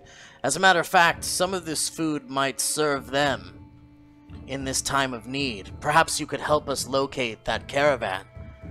And she says, "Oh, I know where your friends are." And she holds a hand out, and storm clouds like fill the space above the table, and all of the lights kind of lower, and you can see through this purple cloud, you can see your friends moving through the woods. It's a scene of oppressive darkness all around them. Right? You can see these yellow eyes watching them, and they seem blissfully ignorant of the fact that they're in terrible danger. Yeah, right. And you see man shouting out for you, like they're helpless without you, and they're in this like great and terrible danger, and they don't even realize it. And she shows you with her magic this vision. Enough of these tricks. What is it that you actually want from us? I only want for you to come and to stay and to speak with me. My followers and I, we've seen a great many things that could be of use to you. And how long would you wish for us to stay, if we did in fact? She says, only long enough for me to learn the nature of you. I understand you have pressing business. I would invite your friends as well, in from the cold and the dark, into safety, but she scowls, and when you see in the vision, you see Isgard, but Isgard doesn't look like we're used to her seeing. We see this like she's like a crone, and she's like leaning on her staff, and she's like clutching the sword in its like packet, like she's too afraid to even like leave it with the caravan anymore, and she's just kind of like lurching along, looking at everyone like villainously, and she's all like wrinkled and scary looking. And yeah, you feel like all three of you feel this kind of like ugh, that's what she like. She's terrible. And she, Brynhildr says, but there is someone who travels with you who is not what they seem, who is a danger to you, who cares more for that sword that you carry, that gift for the shield maiden, than she does for your lives. And why should we believe you? And she smiles and she says, because I have so much to offer you. So if we stay and have this meal with you and speak with you, will you then return us to our caravan? Perhaps. Stay and eat with me. And when you have had your fill, sleep and rest. And in the morning, perhaps you can go and convince the rest of your caravan to come here and to do the same. The woods are dark, and there are creatures within that it would not do to face on an empty stomach. I'd like to speak with my people, if I could. And she nods and gestures like, please. And the hall's huge, right? Okay, so we pick kind of a seemingly safe corner to converse. Mm-hmm. So, what say you? I fear this is a trap to keep us for as long as she wants to. Agreed. Not for as long as we want. But what of her visions of the witch? A trick. Clearly. Isgard has proved herself to be loyal to our company. How well do you know Isgard? I must say not well. Only what I've learned from our traveling. She did fight with us against Thornheim. All that she's done has been to protect our people, not just the sword. She does seem to be aggressively obsessed with the trinket. Perhaps this wood witch has some truth to her knowledge of Isgard. Are you confident that if we were to stay and feast with her, we'd still be able to get out of here if we were not to leave right now? Perhaps we can make a deal. I have a feeling she might like a deal. She might like to barter with us. Let me try something. Witch. She's really sick of you calling her that. She has a name, you know. Oh, we do. Yeah. Okay. So you look up and she looks at you. So of that sword I carry, that you say belongs to someone else, She nods. how precious is it to you? To me, not at all. It is a danger. You carry it and bring great terrors. You should leave it with me. I will dispose of it. Put it back where it belongs. You could not have known. It's not your fault.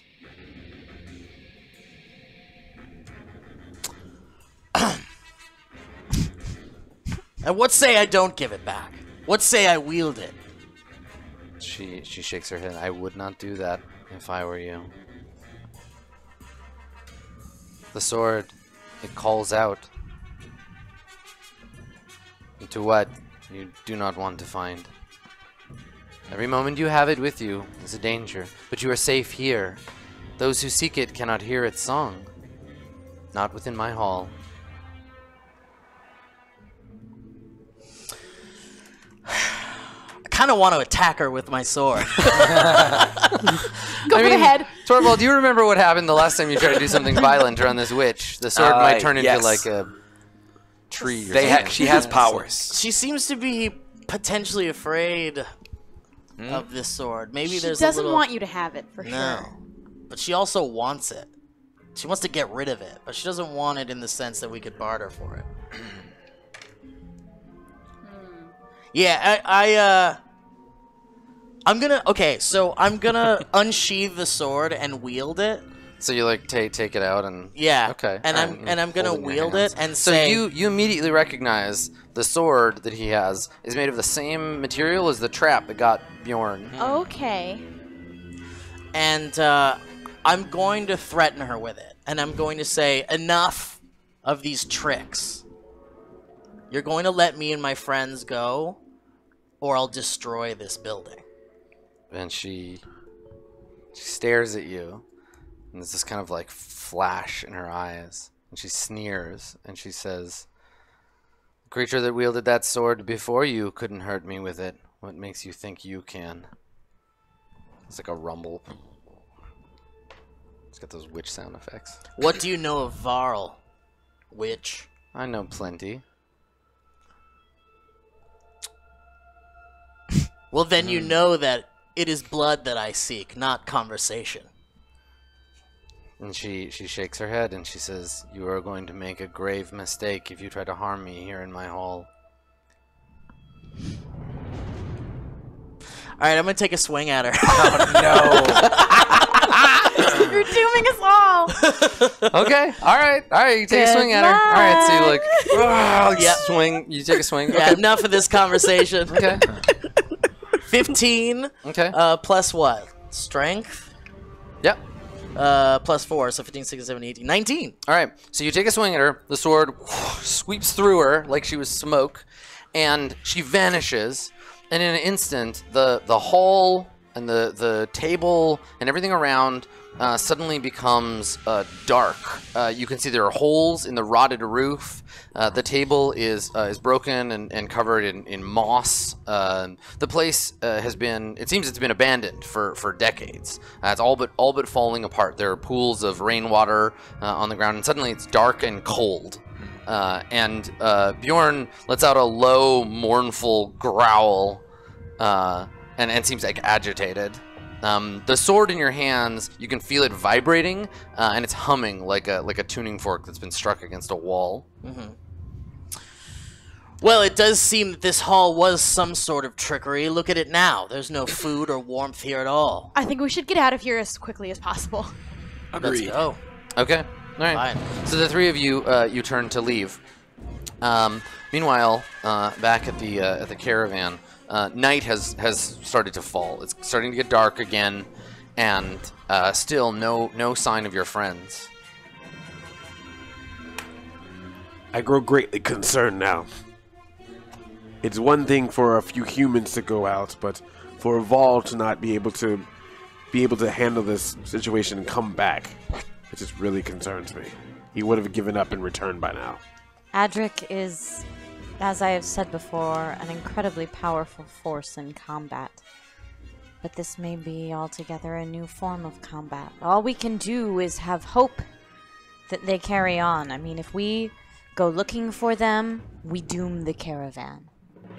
If we stay and let them rest overnight, who knows? And if we press on, we chance completely losing our friends forever.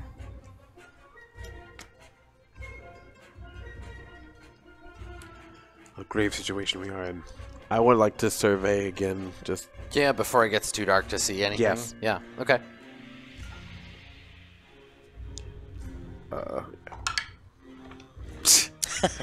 One. Oh, yes. Plus, what would I add to that? Nothing? That is correct. Yeah. Yeah. Forgot your glasses. Okay. Nice. All right. So what is it? What is it that like distracts you? Why you can't even? It's like trees everywhere, and you feel them pressing in on you, and yeah, this is not. You're surrounded by these humans. Do I possibly look out and see like the silhouette, and then it disappears? I don't think you see anything. I think that it's don't like see just. anything. Or maybe you think you do. Maybe you think you see Yeah, so I something. mean, like, yeah, I think Yeah. I see someone in from the distance, but then when I when I focus, it's not there anymore. Yeah. Yeah. Can I try to make any kind of like awareness check to see if there's anything on the edges of the wood Yeah, that looks sure. unusual? Yeah. So what would I have awareness? So I know that's a +1, but is there any core stat that applies? Be your knowledge. 14. Okay, all right.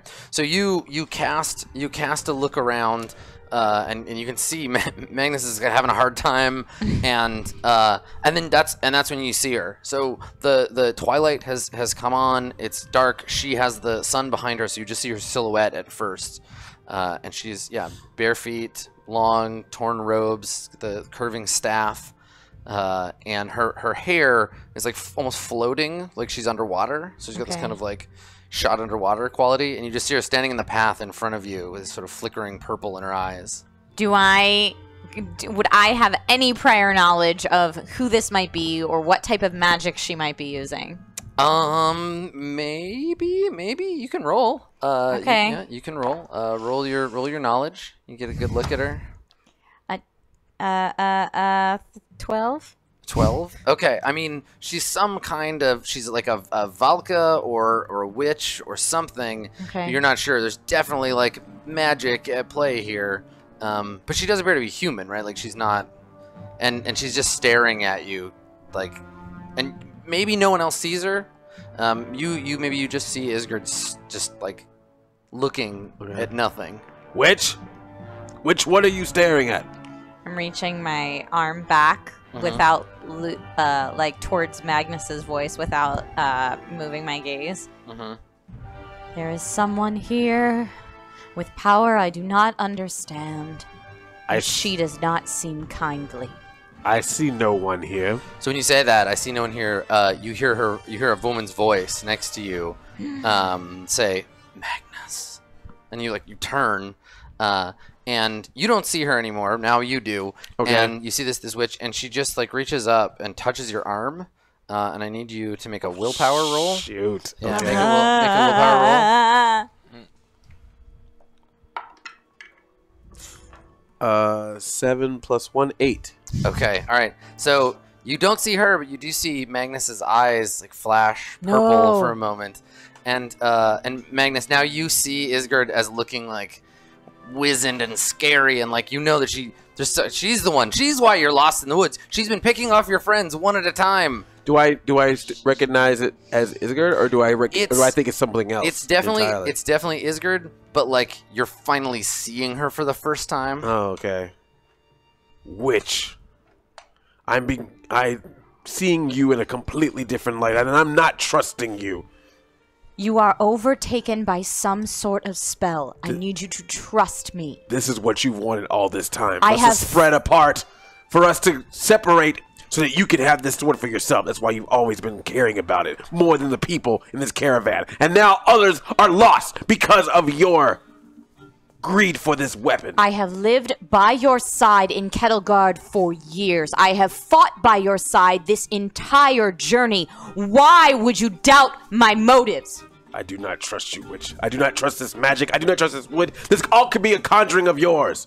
And I start to, like, reach for my weapon. Yeah. Tell me what is happening now, witch, and tell me where the others are immediately. Magnus, do not be weak! You are not weak! You are strong and you are a leader, but you are letting this magic overtake you, and you are better than this! No one calls a Varl weak! And then that's when I completely pull it out. Draw your sword. Okay. All right. So you draw your sword. People in the caravan there's some screams of fear. They don't really like either of you, and now you're fighting.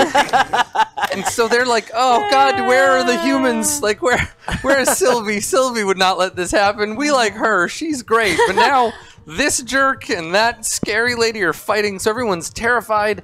And there's like screaming and is they there something scatter. in my? It's like I'm having like the gaze, right? Yeah, you got the like flickering and right. Yeah. I mean, obviously you can't see it, but everyone can see your eyes are glowing, and they're like, I don't know, is that do Varl do that? Is that a thing? What does that mean? Yes. I will ask you one last time. Where is Adric? Where is Sylvie? Where is Torvald? Where are the others? I am trying to find them, the same as you. Lies. All lies. All right, I'm going to turn to the rest of the caravan and try to persuade them. Okay. If he becomes violent, do not harm him, but do everything you can to restrain him, and I will do the same. We must stick together. Okay. Try to influence the caravan. Okay. Oh God. I have a +4, but it doesn't matter because I rolled a 3. Y'all are rolling so well today. Okay, so you turn, and I think you start saying this, and you get distracted because you can see the ghostly shape of Brynhildr, and you see her. We get her shot in this kind of like she's standing in one place, and then she stutters forward step by step, and she's moving towards the caravan where the sword is. And you see Isgard staring at the caravan where the sword is. Like she's just turned her attention away from you and is staring right at it. So I want to yell to the people. Humans!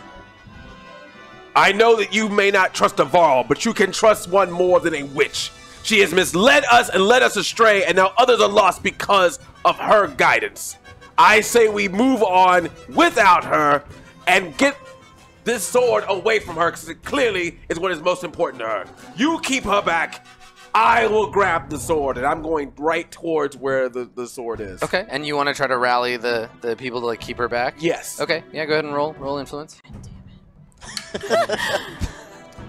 5.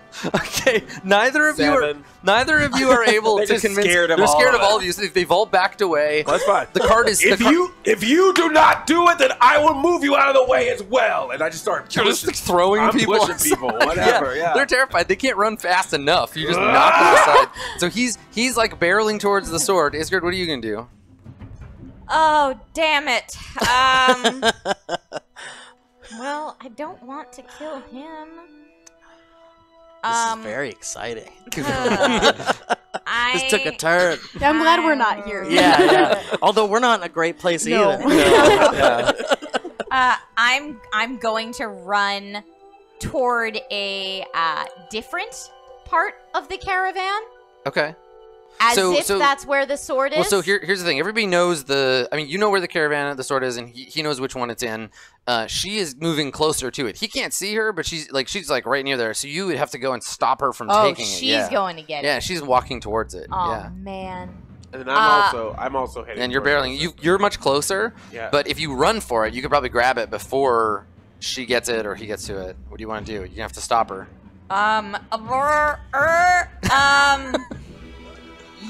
I guess if there's any way I can put myself in between her and the sword. And I'm just gonna talk to her. What is it you want with Dredgehammer, and what can I do to stop you? Millions will perish. And she looks back at you, like, smiling, like she's just like, oh, really? I didn't know that. And she's, like, reaching for it and just staring at you with her, like, flashing eyes.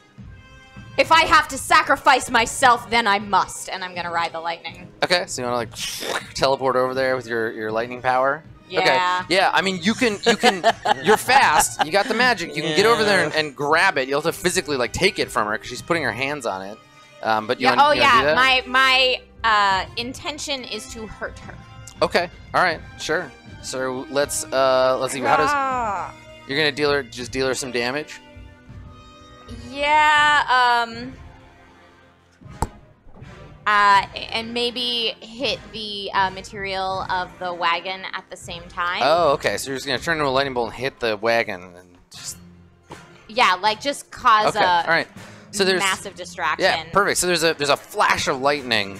She disappears. The caravan is struck. It bursts into flames. This cart bursts into flames. You knock Brynhilder back. She like holds her hands up as the bright flash. And the thing is on fire. The sword is like in there. You see this happen. She's done something. What are you gonna do? She just lit the thing on fire? Yeah, and Brynhilder staggers back. She doesn't get her hands on the sword yet, but we can see the wrapping that it's in this now burning cart. So it's still in there? Yeah. Oh, but it's fire. Right? So I first I'm just like, Rah! Is there there's nothing close by to like douse it or? Not really, no. Okay, so then I look back at Isgard. It's like, fire! You know my weakness, witch. I can no longer trust you. Stay away from the sword. No one can trust you right now. You are under her spell. So, I want to grab like, is there like maybe like a branch or something that's on the ground, or that I can, or even one I can just rip off. All right, I want to rip off a branch. Okay. I want to rip off a branch and throw it at Isgard. Throw it at her. Okay. Yeah. All right. Okay. So, make a strength roll, and you can oppose it with an agility roll. Yep. Oh, man. 3. It's like I went to grab for the big branch, but you know how you try to break a branch, but only like a part of it breaks off. You get a handful of leaves and just throw them at her. Ah, leaves. And I would like to spend a willpower so that I can roll 2 dice for Okay. this Yeah, agility that's roll. good. That's a good call. Let's do these two. Yeah, because otherwise you might roll a 2, and then Just that'd be really in case. embarrassing for you. Just in case. All right, so 16. Okay, all right. So, do you like physically dodge out of the way, or do you use magic? Do you just appear somewhere else and it crashes into the ground? What does that look like? It's a physical dodge. As soon as she senses something, as soon as I sense something coming at me, I kind of get into like a pounce position and very quickly maneuver myself out of the way. Okay, all right. Yeah, so you hurl the branch, and it's big, right? So it crashes into the ground, throws dirt and rocks up in the air. There's more screams of panic as people like back away, because now people are throwing things and there's lightning. And you both, I guess you don't hear it, but you hear the whisper of Brunhilde casting another spell, and we see her just blow some like dust, and a bunch of other people that were scared like kind of go like slack, and they start walking towards the fire, the burning cart. No. So there's like a half dozen of them just staggering like like towards the cart. Boss battle. Magnus, look at them. They are walking toward the flame. Nothing but an evil magic could make that happen. You yourself know the fear that flame induces. I will listen to you no longer, witch. And then I want to just try to grab Isgard. Yeah. So he comes lumbering towards you because clearly she's ensorcellating these people to do this their dirty work. This is probably more of your doing. So he comes running in. And remember, he's enormous. Like, he is a giant. He can pick you up in one hand. So he comes lunging in to grab you. So I think same jam. Strength versus agility. Spending that willpower. You'll spend another willpower. Yeah. Baby. Okay. What is that, my strength? Plus your strength, yeah. 17. God damn. Okay, so All you got right. 2 chances. You're adding your agility. Oh no, that's a 13. Okay, all right. So you grab her bodily, and you like pick her up. And this is very literally, this is like a King Kong Fay Ray situation. Like her little legs hanging out her head. She's like, oh, I got you. Okay, so he's like yanked you up off the ground. Can I see what his intention is? I mean, I'm sure it's not you good. can say and do nothing and wait until he like squeezes you a little. Yeah, or I'm gonna throws you or busts you in say- half or- I'm gonna switch tactics and just go super calm. Uh-huh. I do not want to fight you. Down below, you see one of the maybe it's Torstein. You see him like reaching into the fire, and his like flesh is burning. His beard like is catching fire, and he's just like going to pick up the sword, and his flesh is getting all red, and they're just staggering towards it. So I'm gonna like, you say you didn't make this fire? You don't want it here? Prove it! And I want to throw her towards the fire. Okay, all right. You're gonna get thrown into the fire. So you feel suddenly like you get whiplash, right? You get pulled back one way, and then suddenly the world is whizzing by you. What do you want to do? Do you just try to like curl up in a ball? Yeah, or? try to roll through the landing and Okay, all right. stick the landing as much as I can. I Okay, guess. Sure. Make another agility roll. Let's see how it goes. 14. 14. Okay. All right. So you don't get hit that hard. But you're very fragile, I'm aren't super you? squishy. Okay. What's your strength? You got like 10 hit points, I think. Yeah. Or your health total? My health is 10. 10. Okay. All right. I'll get you to roll. Roll 2d6. Here, I got- 2d6? I got Oh, God. two. Here. Oh. Yeah. So Oh. just 2. Yeah. Oh, whoops. Okay. There we go. What is that? Oh, is that the 6? I can't tell if that's a 6 or a 1. No, that's a 1. Oh, then never mind. Then 3. Okay, plus your strength. Oh, 6. Okay, so you take 3 damage to your health, and you manage to hit the corner of the cart. The cart tips over. Its burning contents spilling out onto the ground. The grasses around it get like scattered with this burning rubble. It hurts. Your ears are ringing. Your cloak is kind of on fire, and you're staggered, but you're still conscious. You didn't die or break your neck or anything. And we see Torstein holding the sword, and he turns, this like purple in his eyes, towards the witch Brunhilde, who's just like gesturing, "Come here, Torstein," and he's just like, "I have a gift for," and he's staggering towards her. But of course, she's positioned herself on the other side of Isgard. So Torstein, you see him stand up and look at Isgard and just start walking towards her with the sword out. So I'm gonna grab. I'm still wanting the sword now that it's away from the fire. I want to grab it. So like, I just look at it and go, "That is what I want." I knew I couldn't trust that smith either, and I just lunge to like I like grab them both. Yeah. And then like hold sword in hand, throw him. Okay. Sure. Yeah. Okay. Make a strength roll. All right. Ah! 9 Okay, plus plus your strength. 3 is 12. Okay, yeah, 12's enough. So you come and you grab him and you just like pull him apart. You probably break both his arms and you throw him into the woods. He was and you already hear him- burned up anyway. Yeah, you hear him Didn't need the crunch. arms. Yeah, he crunches against a tree. And when you yank the sword free, the cloth wrapping on it, it's like all burned in, like it peels away, and we see the sword. We see Elfdan Dredgehammer underneath. It's perfect white steel, glimmering in the firelight.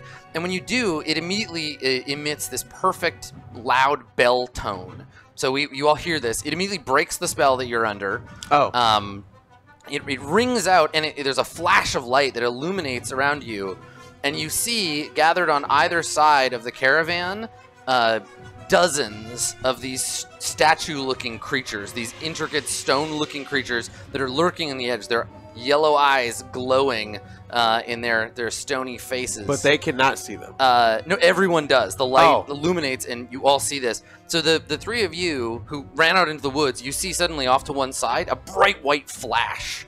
We head towards that. Oh yeah. Yeah, and you turn and you start running that way. What do you do? You're holding the thing. Everybody's a little bit stunned. What are you gonna do? You haven't had an action. You're lying on the ground. What are you doing? Where is Brunhilde? Brynhilder, make a roll. Make an awareness roll, see if you can find her.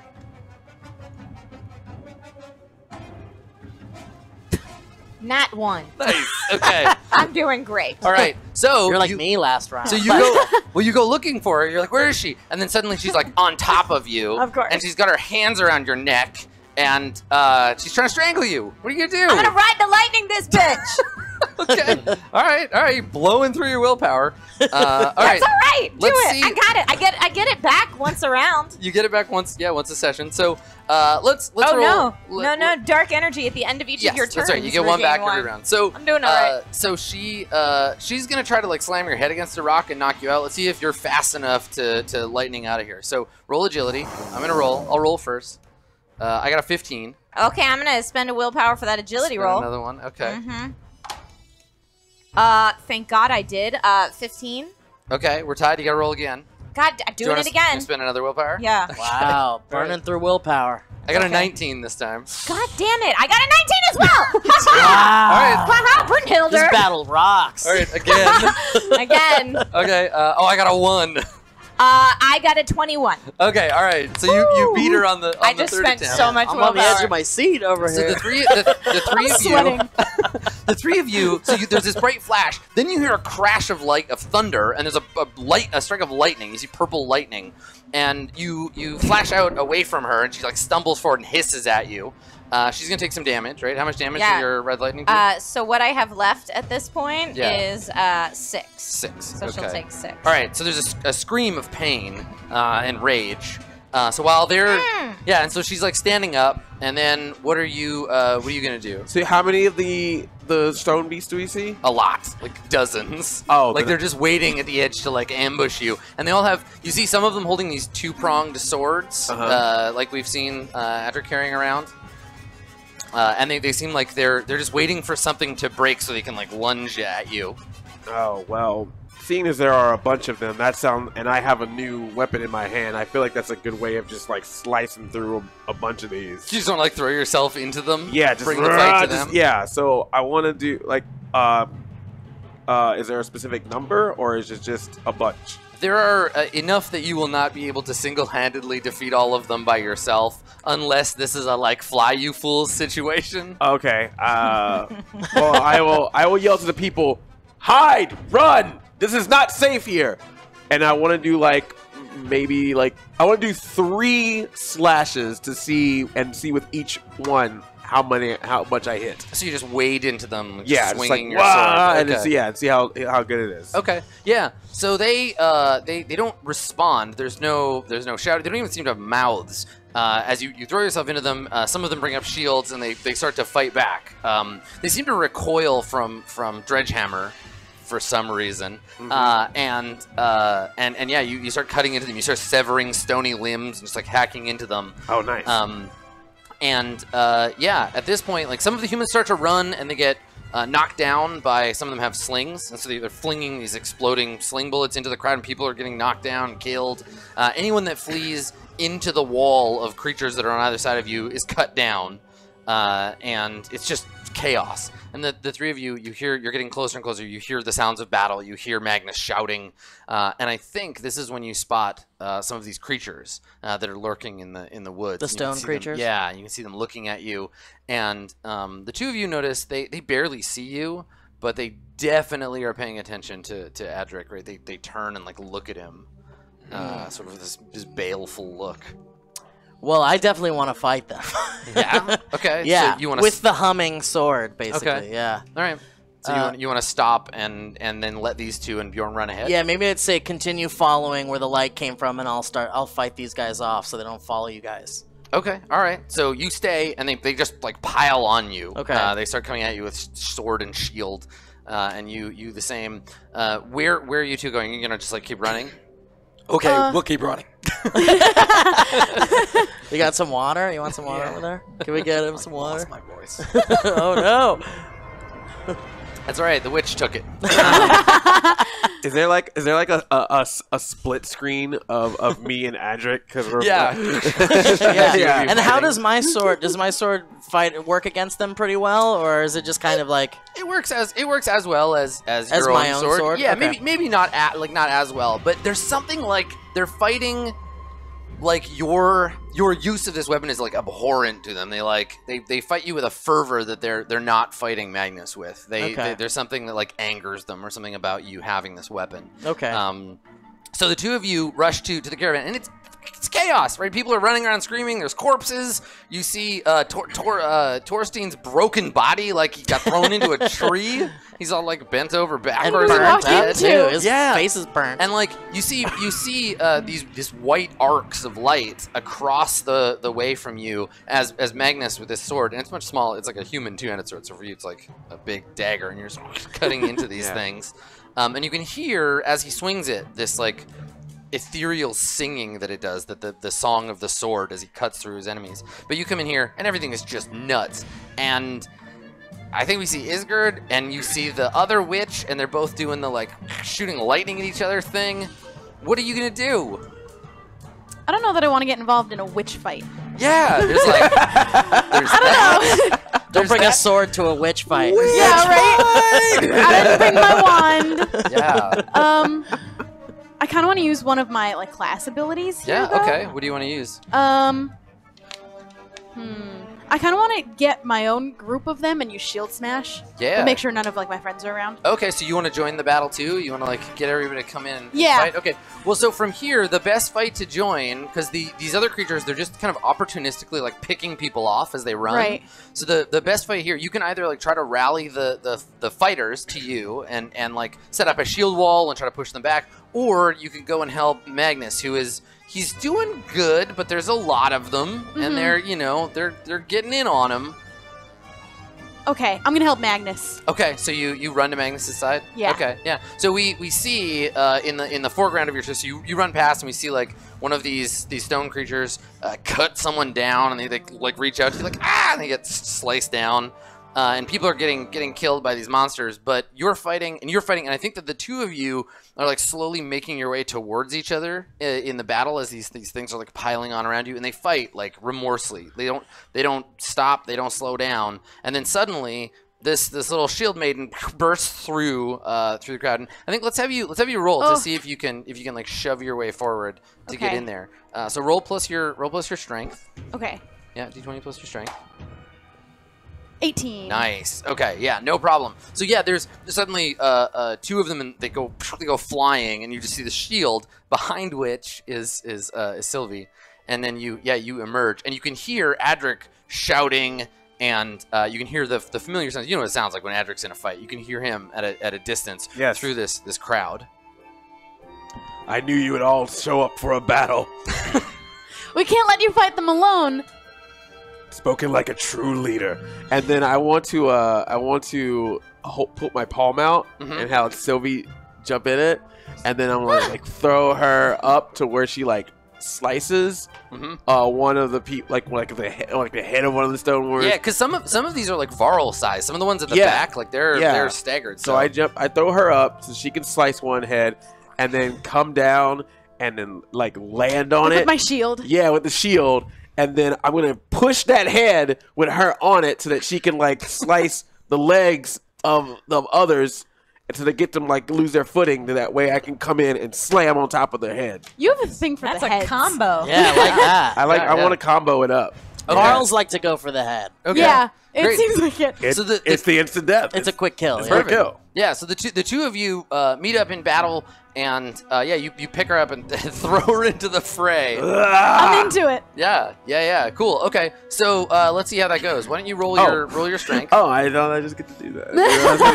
No, you don't. You can try. Let's see here. What do I get to do? Yeah, roll plus your strength. Can I use a willpower? Yeah. And you can roll twice and keep the best one. Okay, yeah. Let's do that. Let's do that. Okay. Because I want this to land. Ooh. All right, let's try that again. Okay, Yeah, that's a little bit better. All right, 15 plus 3, 18. Nice. Okay, all right. So now I'll have you do the same. You roll your strength, and you automatically get to roll both because Magnus helped you out. Okay, can I throw athletics in here? Yeah, this sounds like an Cool. athletic activity. All right. Yeah. All right, so 2 of these. Yeah, roll both of those. Add 3 to either one. 13 plus 3, 16. 16. Nice. Okay. All right. So, you get thrown in, shield first, and this is where you can do your shield smash, right? Like you crash into them, and it's like you're a cannonball, right, made out of shield and girl, and you hit one of them in the front, and his shoulder and upper arm just shatters into chunks, and the pieces, the splinters fly up, and we see them hitting the trees around you like artillery shells. So the trees blow up, there's bark flying everywhere. They hit each other and they scatter, but there's more of them behind that just fall in front of you, and you're getting pushed back. What are you gonna do, you and Bjorn? Bjorn, pounce! Right. Okay. So now is your intent to help with this like melee that's going on here, or do you want to get Bjorn to like stop them from attacking the caravan? What's your priority? I'd like to help Sylvie. Okay. All right. So you're gonna join in with them too. Okay. Great. So you send Bjorn. Bjorn goes running, and leaps into the fray. 9. Okay, all right. So I think we see Bjorn, he lashes out, but he's still slow from his injured paw, and he scrapes the shield of one of these things that then hits him with a club and knocks him back. So there's chaos, these creatures all around fighting. The part of the caravan is on fire. It's tipped over in the middle of the woods. I think the fire is starting to spread. Isgard, what are you gonna do? I mean, I'm just like facing off with this witch, right? Yeah, that's right. So you've knocked her back. She's like crackling. She's got her staff and she's staring at you. And she sneers and she says, "You see, all I wanted to do was protect us from these things, and you are meddling. Give me the sword." Why should I believe you? And she grins and she says, "You have little choice. If you want to make it out of the woods alive, there's only one way." Oh, I don't believe her. That's fair. Yeah. I think that's a reasonable way to I mean, feel. I'm gonna try to ride the lightning into her again. Okay. All right. So Yeah. you're gonna try to zap her again? Great. Yeah, I'm gonna. And if I can, focus my gaze, transform into lightning, and travel through her, so that when I become my corporal form again, it's behind her. Terrifying. Yeah, that's my plan. Terrifying. All That's right. my plan. Great. You do that. And so at this point, it would then be 7 damage. Okay. All right. So yeah, there's a flash of lightning. We get to see her skeleton as you like rip through her, and she falls to one knee, and she turns. She looks up at you, and she shakes her head. It's like smoking, and she says, "Take your precious sword. Try and flee the woods." And then she tumbles forward and turns into water and just disappears.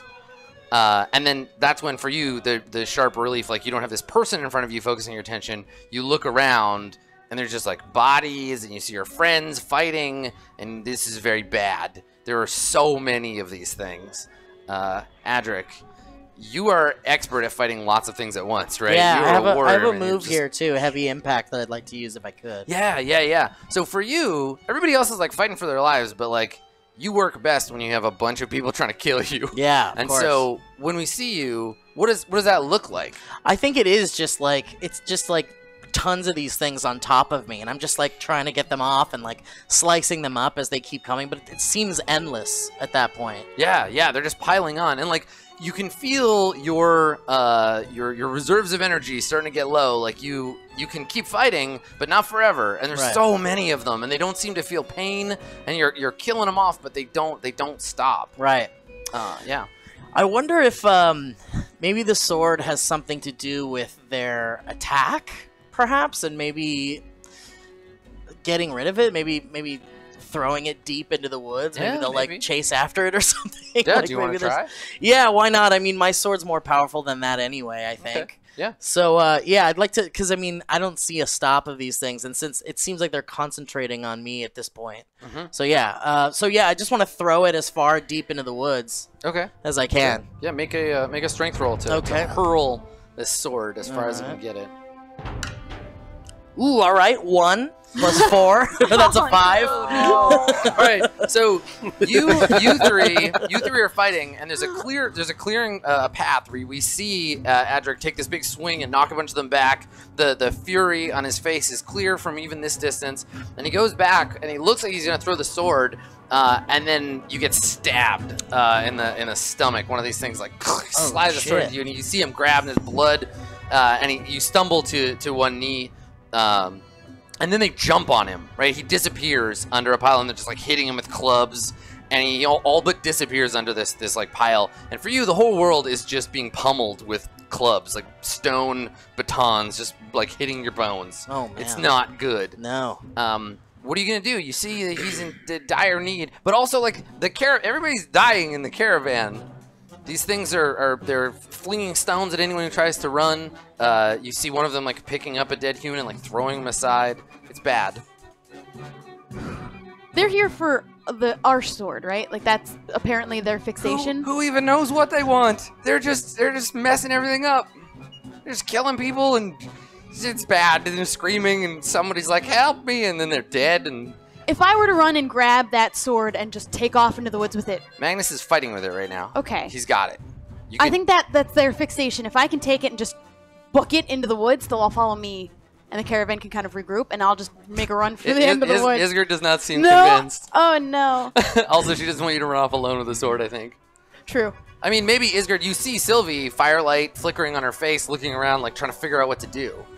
The sword must make it to Grinholm.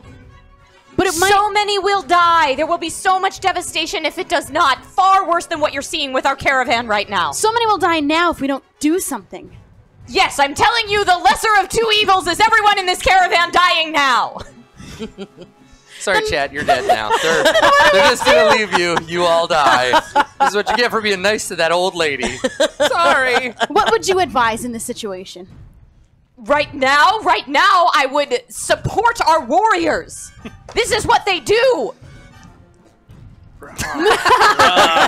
Well, so Magnus, you see Adric go down under a wave, a tsunami of these stone creatures. Yeah. What do you want to do? So, since I apparently also have a good agility attack for missiles, missile-like weapons, I'm going to use myself as that. I am going to run. I'm going to, let's just say, like a tree or a stone or something that I jump on just to give me some leverage. Yeah, one of the big ones with a shield has died. And it's fallen over, and the shield is like a ramp. So I knock one over, and then I jump off of him, and kind of like bullet myself, straight towards it with battle axe in hand, of course, towards the dog pile. So now you have your battle axe and you have the offhand dredgehammer. Double. Okay. But then I'm like holding it ahead, bullet, and then I want to just like burst through that pile. Yeah. Okay. To make room. Yeah. So and also so I can reconnect with Adric and find out what's happening. Make a strength roll.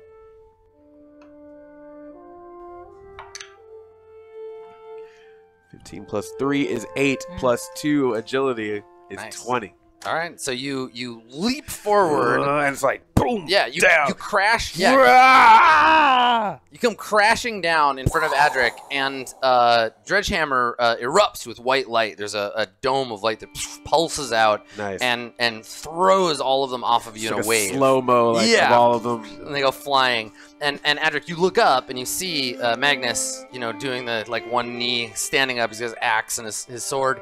You see your human friends off to one side, and there's that again, keeping him with the slow motion. Like you're standing up and you're bloody and covered in wounds, and you have this realization that you can't win this fight. You look around and there's just more of them coming, and there's the road and there's the woods.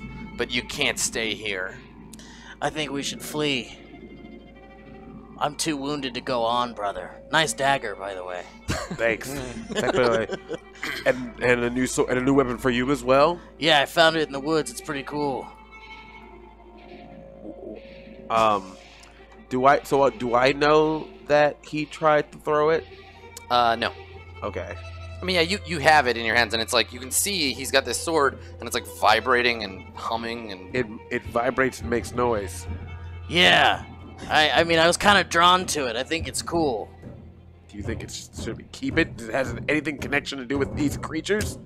Well, the witch did say there was some evil attached to it, so yeah, maybe we should get rid of this thing. Okay. Since I have missile, yeah, I have a good agility. yeah, you want to take it and. In addition to my sword, I will let me attempt this. Okay. Yeah, I mean, you've got some clear space. So you put your battle axe down, or do you give Dredgehammer to him? Or? No, I put them. Okay, so I put them back in. Put it back in. Well, yeah. Well, I put my battle axe back in, but I Okay. hold on to. I still have Dredgehammer in Okay. hand, but with the other hand, I reach out to take this. And then I want to do like a freaking what is it called? Like in the Olympics where you just Oh, like right, a like hammer a, like throw? a, yeah, or like a, around and then grab like just toss it. Okay. All right. Yeah. Yeah. Make. And I'm gonna make use a roll. willpower on that one. Okay. Yeah. Roll 2d20 and All take right. the best one. Ooh, it was almost 20. Mm-hmm. 18. That's always Nice. good. All right, so 18 plus 3 strength plus 2 agility, 23. Okay. All right. So you hurl it as hard as you can, and it goes flying through the woods. Hell yeah. And at some distance, we hear it thunk into a tree. We can see it bury itself like halfway into one of these huge ancient Yeah. trees. And then, yeah, yo, there's your weapon. yeah, and the creatures, we can hear it humming, and they all kind of like look up and then rush off in that direction. And it gives you an opportunity. Now, they're not going to be distracted long. They're going to go and get it. But it it gives you a moment, right, where they're all distracted and they're paying attention over there to like get the caravan up and get the Yes. hell out of here. Run! Yeah, I say we run. So Follow the road. Yeah, I say we grab whatever like things or people that we can like carry and Whatever hold we can when salvage. run, and then everyone else just sprints. Book it. Okay. All right. So you're gonna Yes. run for it. Okay. Great. Well, I think with your distraction in place and everybody ready to run, do you just get up and shout and everybody runs and that's it, or do you stop to like help people or? I mean, the Varl could gather the wounded, Yeah. maybe, and put them into one of the caravans or something. I'm Yeah. Into sure one of people the- will refuse my help after that fireworks display, but as much as I can, if anyone will trust me, I will try to gather people. Yeah, Adric, you probably are gonna want to get them more than I will. I'll explain later. Sure, okay. I got a stab in my stomach over here, though, so I might be able to take a little time. Yeah. But I'll be as quick as I can. But I will grab like how big like can I hold people in my hand or is You that... could hold like one person in each hand and like lift them up. You Okay. could like jam one under each arm and like, All right. but like you really don't have. You can't like scoop them because they're all individual squiggly units. All right. Well then You get a bag and like scoop them all up. You don't have a bag. Put big them in enough. like a big thing and drag them. Yeah. Big sack. Okay. That would make people. Is there anything with wheels that we could just like pull as Varl, just kind of like run with there a are, thing? There are yaks that are pulling some of the carts with all the supplies on them, but like several of them have died. Yeah. You Yeah. only have like a minute here, but those things are going to be back. That's what I'm saying. And So in- I want in to greater numbers. grab in hand as much as I can that I can carry. So with you me. could with both hands you could pick up a cart. Yes. Okay, so there's like a dead yaks attached to a cart. And you just like snap the cart off and like Yeah. lift it on your shoulder. I want to do that. Okay. I want to lift one on my shoulder. So I got this one here. Okay. And then I'm gonna is Bjorn okay? Is he can he move? Yes. Yeah. Bjorn's good. So he can run. Yeah. All right. Then I like motion Torvald, and we try to get people, I guess, to take Okay. a ride on Bjorn. I'm just trying to think of all the fast methods we have. Yeah, we don't have much of a choice. I think Yeah. we can only get a few wounded and then run off. Yeah. Well, I'll take the supplies. You take as many of the wounded Sure. as possible, and everyone else sprints. Okay. Can you roll a d10 for me? A D10. Yeah, it's the. Okay. That's the guy. Yeah. Okay. 9. Nice. Okay, great. So you are able, if you pile stuff on top of this cart, Yeah. lift it onto your shoulder, and you start to run, and then you're going to gather up like some wounded and try to like help them along. What are you guys doing before you flee? Yeah, everybody's like, stay away from me. It's scary. Figured. I want to grab the remainder of what hasn't been stolen of the medicinal supplies. Okay. Sure.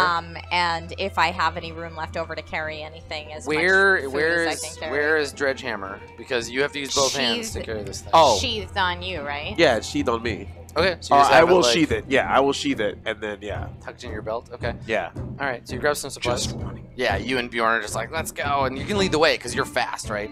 What are you doing? I'm just gonna grab like a couple bags of whatever I can carry of food, and then Mhm. also run. Okay, sure. So you grab a couple of packs and you run off. All right.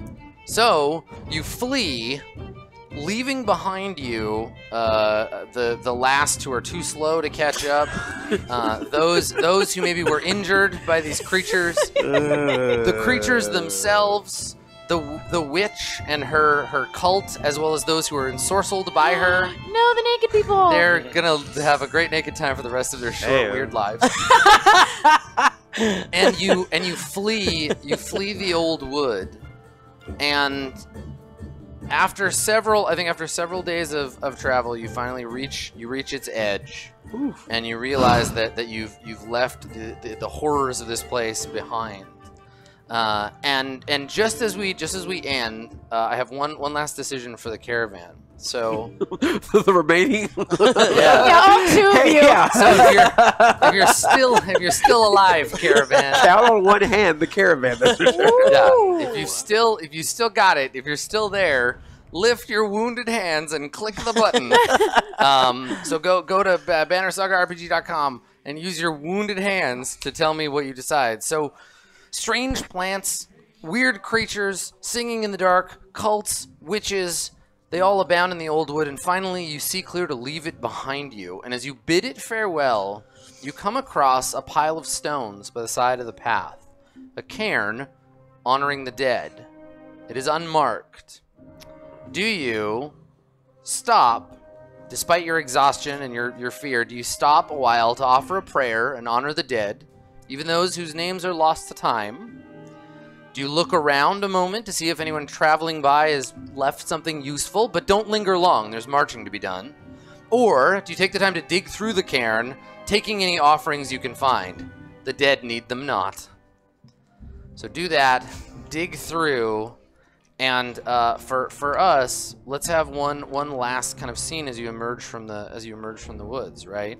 You come out of the old wood, having lost much within its dark domain. What is everybody like? I'm particularly interested in Isgard and Magnus. Like, how, when we see the two of you, what do we see? Is there clash there? Is there tension? What do we see? Well, I'm not happy with what has happened. But yeah, I will attempt to walk over to Isgard. I knew most in this caravan did not trust me, but I came along because there would be need for what I can do. I did not include you in that most, Magnus. You do realize that was not all me. That was some kind of power put over me by that wood that you spoke of, by that witch that you fought. Oh, I am aware, and you were warned. What else were we supposed to do? We had to get out of that wood. Let's just be thankful we are out now and press on. Dredgehammer must make it to Grinholm. What was that thing? I don't know. Well, I don't trust it. And while I will continue to be by your side, you do understand that I may not trust all magic at this point. That is no change from how we started. So when you say that, we fade over. So Adric, you've just fought a bunch of these terrible creatures and lived to tell the tale. You got some new bruises, a new wound in your side to tell the story. But those guys that were following you before, they're like your best buds now. They're just like, yes, that was amazing. I saw you fight those horrible creatures. Thank goodness, Adric, that we have you here to see. You need to protect us from this one. He's terrifying. I heard he tried to kill the witch. And like everybody's like, this little group of guys are really excited about you, and they're happy that you did this battle. When you see the two of them talking, what is your countenance like? Like, what do we see? Do you look worried? I feel a bit worried because I haven't had a good experience with magic thus far, and I'm still unaware of the healing that took place in the first battle we were in. that helped me survive, really. So I think maybe I'd like to talk to Magnus about what happened. Yeah? Okay. Yeah. Sure. Yeah. So do you do that now, or do you just, like, remember, like, I should talk to him when he's less tense? Yeah, I think I'm going to talk to him when he's less tense. So there's a meaningful look where you see him, you acknowledge, you're like, oh, there's some... I'm going to have a conversation with Varl to Varl. Plus, I don't think I'll forget the way that the Broomhilder showed how Isgard looked in that vision. Yeah. Even though she seemed evil, I mean, I don't know. How could she make a vision like that happen? Mm-hmm. Okay, if it cool. weren't true, you know? Yeah, so some suspicion and worry on Edric's face. Sylvie, we see you, and your shield's got a big dent in it from getting thrown into these stone creatures. You faced a foe that you had never seen before. What do you look like? And all the humans are like looking to you because you're their favorite. But what do you look like in this moment? I'm trying to take the moment to kind of reflect because our caravan has suffered a tremendous loss. Mm-hmm. And even with whatever of us is left, there's a lot of tensions, and it's a lot of stress on me to try and like keep everyone moving forward in an orderly fashion and try and make everyone get along. Yeah, okay. But that's not going to be easy. Yeah, so we see you kind of like helping people along. I think we see there's this little kid that you haven't seen, but we saw earlier. This little girl, she like runs up to you and like grabs your arm, like grabs your hand, and like she's got soot on her face from the fire, and she's all exhausted from all the marching, and yeah, she just runs up and like grabs onto you and won't let go. Do you like pick her up, or are you just kind of like? Yeah, I'm not gonna say anything, but I'm just gonna pick her up and carry her with me, and we'll just go off in silence. Yeah, cool. And in peace. Yeah, you get your shield on your back, and we see you just like lift this little girl up, and she looks back at the woods, and she's obviously like she's lost her father, like he's gone, and she just kind of like clings to you, and we see you pass into the group, kind of leading everybody along, and then last, Torvald. Got punched in the throat. Yeah. So during the battle. So this is the thing. Yeah, I was gonna say. So like you protected him, we see you, and you kind of got the 1,000-yard stare. You've obviously been injured in the fight, and Bjorn comes up to you and kind of gives you a nudge, and looks up at you like, "Hey, it'll be okay. We got each other, buddy," and like nudges you along.